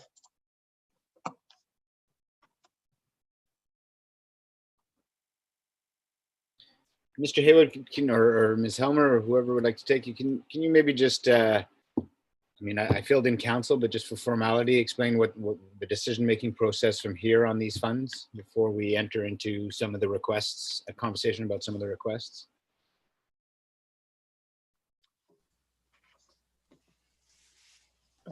Ms. Helmer, would you like to speak to that, or would you like me to? So I can start, and certainly if you have something to add. So the discussion was that because particularly being overly subscribed, but also so that there's time to deliberate on the different requests that have been presented today, that the recommendation is that people go away and think about this, and then the members of the committee reconvene in January and make the final decisions on what would be the most appropriate funding levels, what's approved, and whether the amounts that have been requested are approved, and to make the decision about the oversubscribed fund as to how that would be handled for the applicants. Thank you, Ms. Helmer. So that would give the village of Pemberton the opportunity to have further discussions if desired, the same for the RD directors, and then everybody can come back to the table in January ready to make their decisions. Thank you. Perfect, thank you. Any and questions? Graham, did you have anything to add? Sorry. No, that's a great summary, thank you. So any questions on that from Ms. Helmer or on Mr. Haywood's report? There's 4 requests on the report that we'll get into discussion in a second. But any questions to start? Go ahead, Jen. You're on mute. Jan, you're on mute.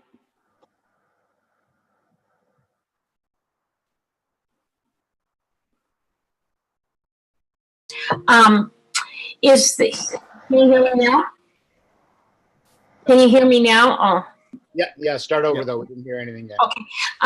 Question is there a timeline to have this decision by? Is it for the budgetary process by March or? No, it's not the budgetary process because we've allocated these funds right into this fund. So it's a matter of how we distribute them. So distribute within the fund, yes. So there isn't a timeline as such then? Well, Obviously, Well, they need the money.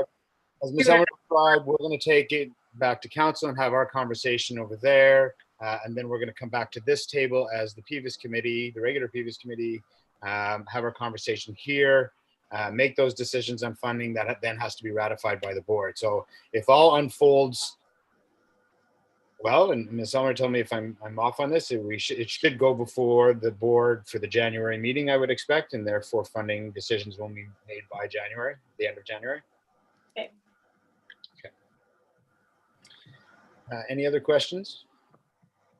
Go ahead, Councillor Sant.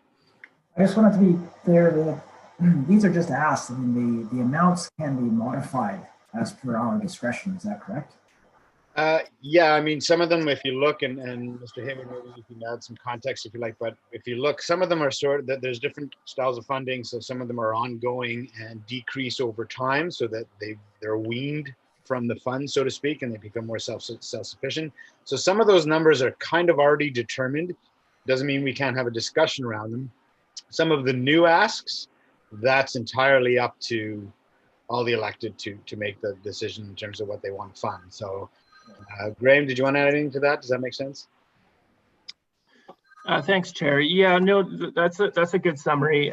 In the tables, there's specified terms. So like Mayor Richmond was saying, some of the requests are for 5 years. Other requests are for 3 years with tiered funding. So they start at a certain amount and then get scaled down by a certain percentage every year.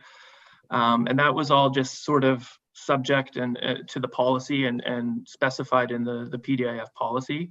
And so the organizations had the opportunity to tailor their requests based on the policy. And we based that policy off of the previous parameters from KEOF and from the Pemberton District Community Fund, which was the predecessor to the PDIF. Go ahead, Ms. Fraser. If I could just add to what Mr. Haywood said, you'll note that some of the requests are similar to what they were, are the same amounts that they were getting under the KEOF. So really for a couple or 3 of the organizations, they're just asking for an extension of the same funding for another 5-year agreement. And I just wanted to point that out as it's just keeping that same amount of money flowing to them as they've had in previous years. So, in other words, anything's up for discussion. However, some of these have been laid out. I think some of the biggest discussions will come around the increased asks. That's where most of the conversation is going to be had. Is that a conversation we want to have now, or do we want to take this back? That's where we're going to break it down. We'll discuss it at council and then come back, and then PVIS will come back. And once PVIS committee members have decided, the 4 of us, then that'll go to the board for ratification. But council will first have their chance next week to have some discussion, and then we'll go from there. Thank you, Chair. Any other questions?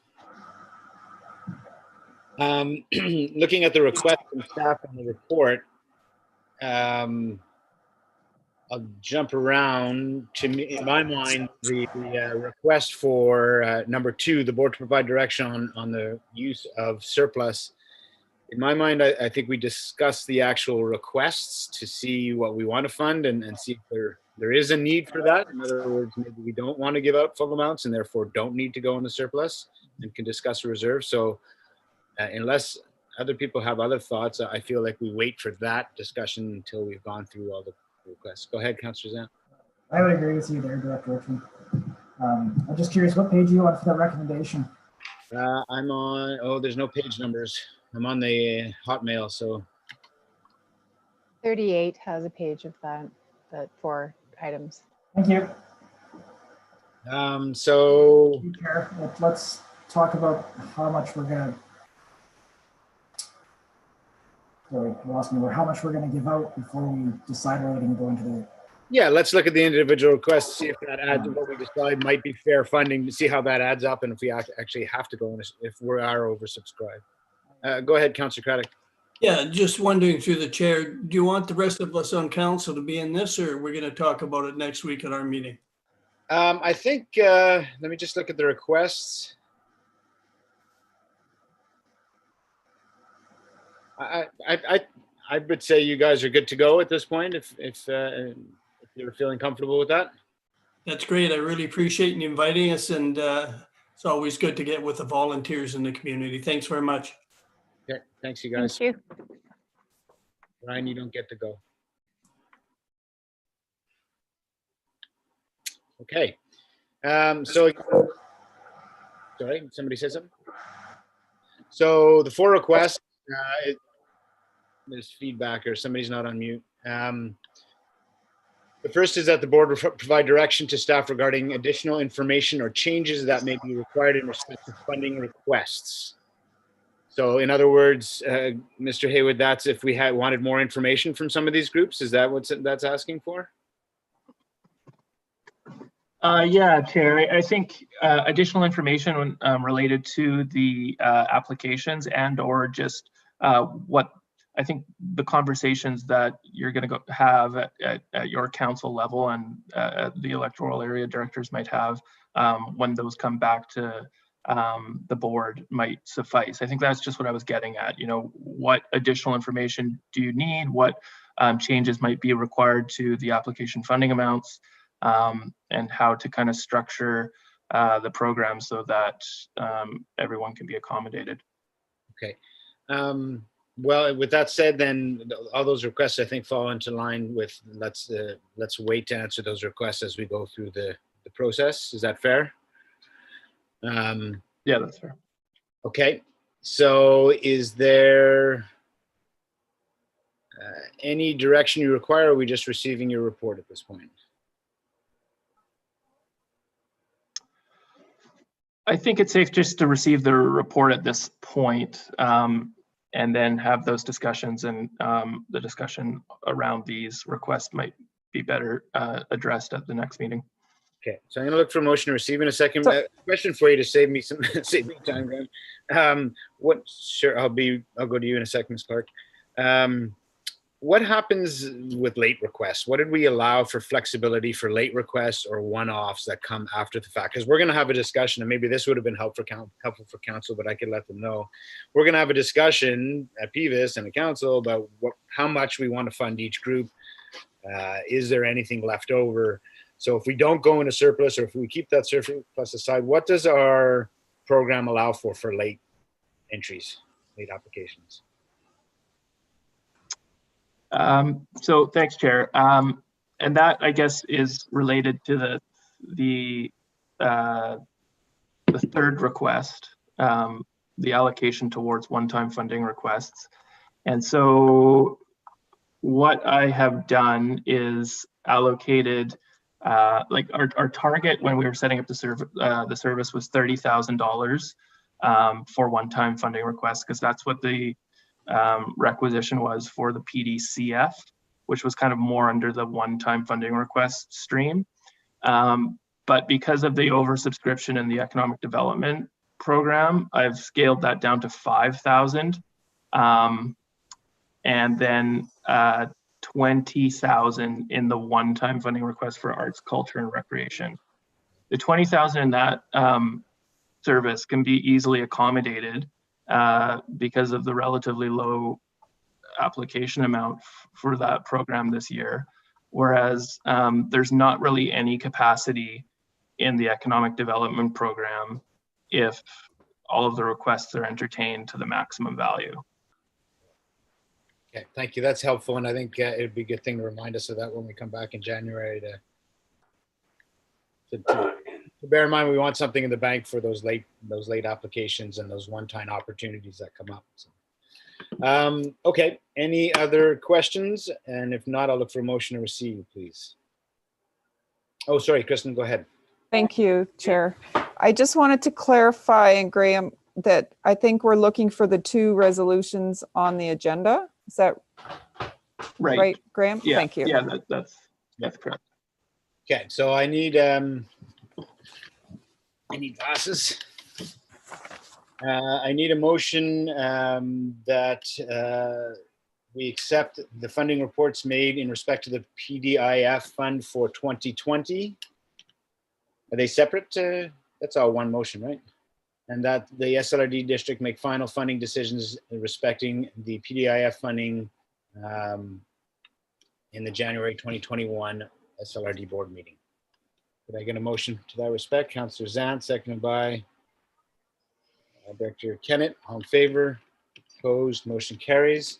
Am I missing one, Ms. Clark, or was that both of them? That was it. Thank you. And just a note that I believe the January meeting date is January 27th, not the 21st. Oh, so it's after our board meeting. Is that? When's our board meeting? I think the board meeting is what the resolution was, not the next PVIS meeting. So there was no resolution to bring it back to the next PVIS meeting for decision first. It just. Gotcha. Thanks. Okay. Then I think we're ready to move back to Ms. Burns, who has been patiently waiting, although they were all pretty interesting presentations, I would think. So I'm glad you got to join us, and I'll turn it to you for your update.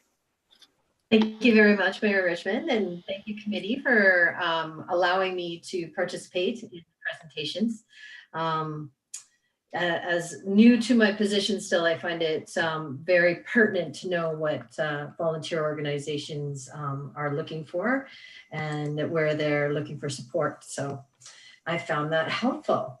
I'll be as quick as possible. This is a high level update of what we've been doing in recreation since my last update, which was on summer. We were having a very successful fall through September and most of October with registrations and programs, and we saw great participation and lots of people return to the facility for the different services that we offer. And then we had a new PHO order on November 7th, which kind of threw a little bit of a hiccup into the process of moving forward, which meant modifying programs. We suspended everything except for aftercare and youth center and fitness services at that time as a result of the new order on the 7th.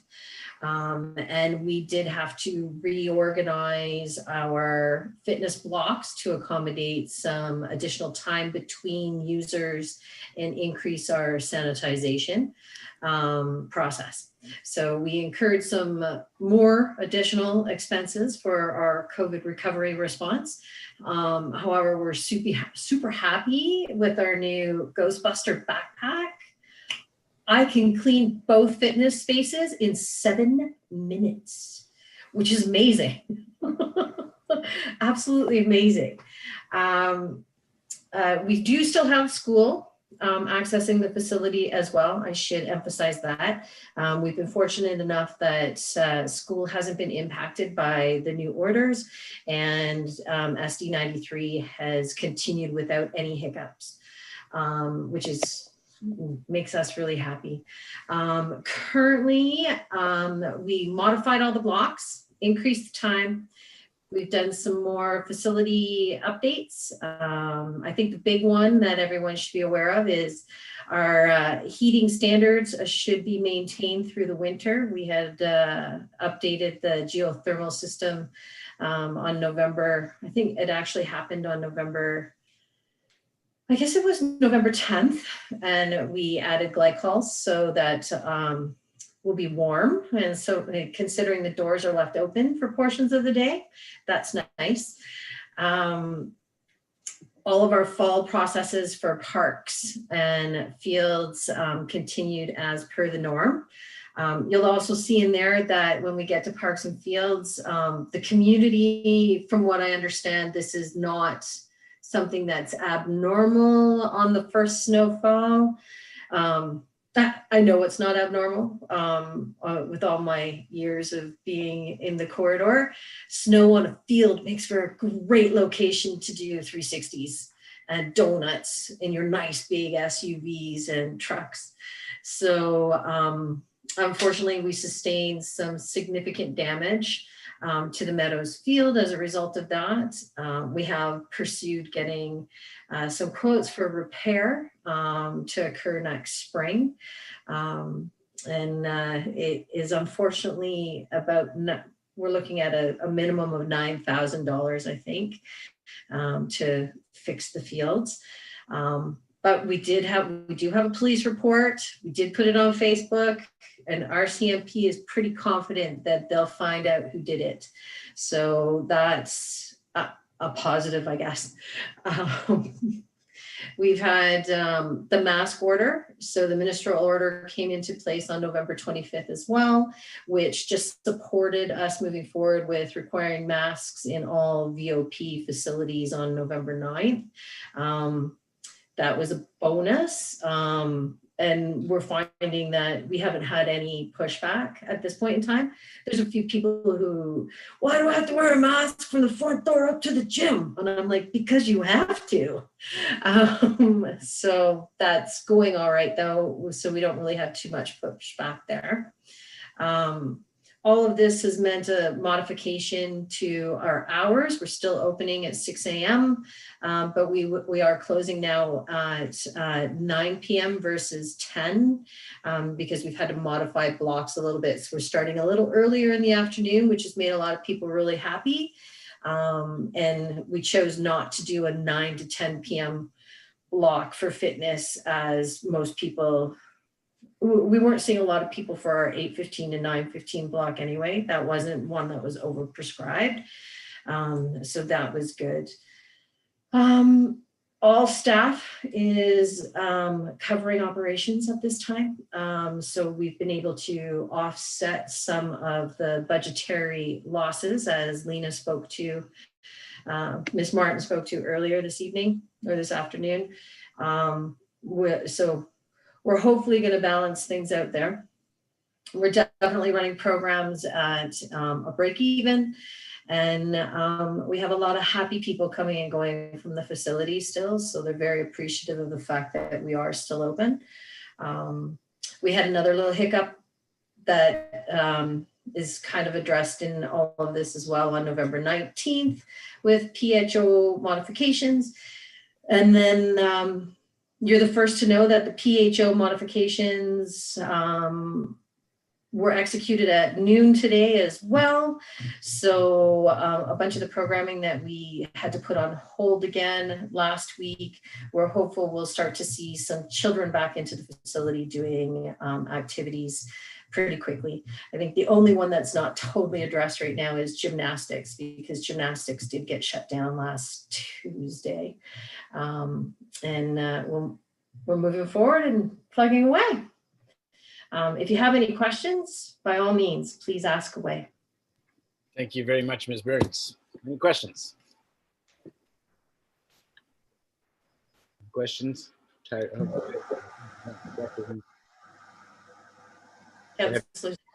I was just curious, on top of the fact that I'm glad that the community center is doing their best through this pandemic, how has the staff been doing with the mandatory mask orders? I'm curious how the public's taking it, because I'm sure, as we all have heard, there are some people out there who like the idea of wearing a mask. And my concern here is for the staff at the community center. I've seen some of the results have been less than desirable. Yeah, I think, well, it's all about education, and it's a learning process. We're all going through this together, and we all need to be respectful of each other and where everyone is at, with their individual opinions and expectations of others' behavior. We currently haven't had any issues with public other than the odd, oh, I'm just going to run up like this. We have masks right there, and usually we just say, do you mind putting one on, please? Pop it in your pocket and wear it when you come down. And everyone has been really good about it so far. And I think it's definitely a transition. We have an interesting space down at the front desk as well. So staff is transitioning to wearing a mask themselves all the time. And so we have varying degrees of acceptance with that at varying times in the day, including myself. I often forget when I go to the washroom, I have to put my mask on because the school is actually in the building. I might be alone up there besides them, but I still have to wear my mask. So we're all doing really well with it though. And I'm appreciative of the public, and the school themselves have been doing a fantastic job also. They've got, I think all of the kids are wearing them when they come and go from the facility, even though the order does say that under 12, they're not expecting it, but they're working on it, which is great.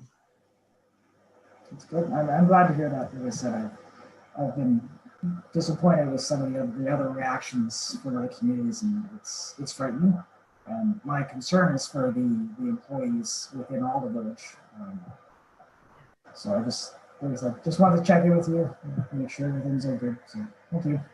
Yeah. Any other questions from Ms. Burns? None. Thank you, Christine. Please pass on our appreciation to all the staff. I know it's been a lot of, I'm starting to not like to use the word pivot because it's become a new catchword, but there's been a lot of pivoting and reaction, and you and your staff have done a great job. So please make sure that it's appreciated. Thank you. They are very happy to be pivoting for you, just so everyone knows. Have a great night. You too. Take care. Thank you. Thanks. Okay. I think that takes us all the way to 8, right? I didn't miss anything, did I, Melanie? Good. So director's reports. Anybody have any director's reports? That's the right answer. Seeing none. Decision on additional late business. Excellent. We've already covered the late business. Director's notice of motion. Motion to adjourn. Okay, Director Zan, seconded by Director Kennett. All in favor, opposed, motion carries. Thanks, everyone. That was a good meeting. Yeah, I think that was really good. And I was glad to be able to have council in to hear all those presentations. Like I say, just such an awesome connection to our community group. So it's been a long day. Have a great night, everybody. We'll talk soon. Thank you, Mike. Thank you. Bye, everyone. I don't. Thanks to everybody.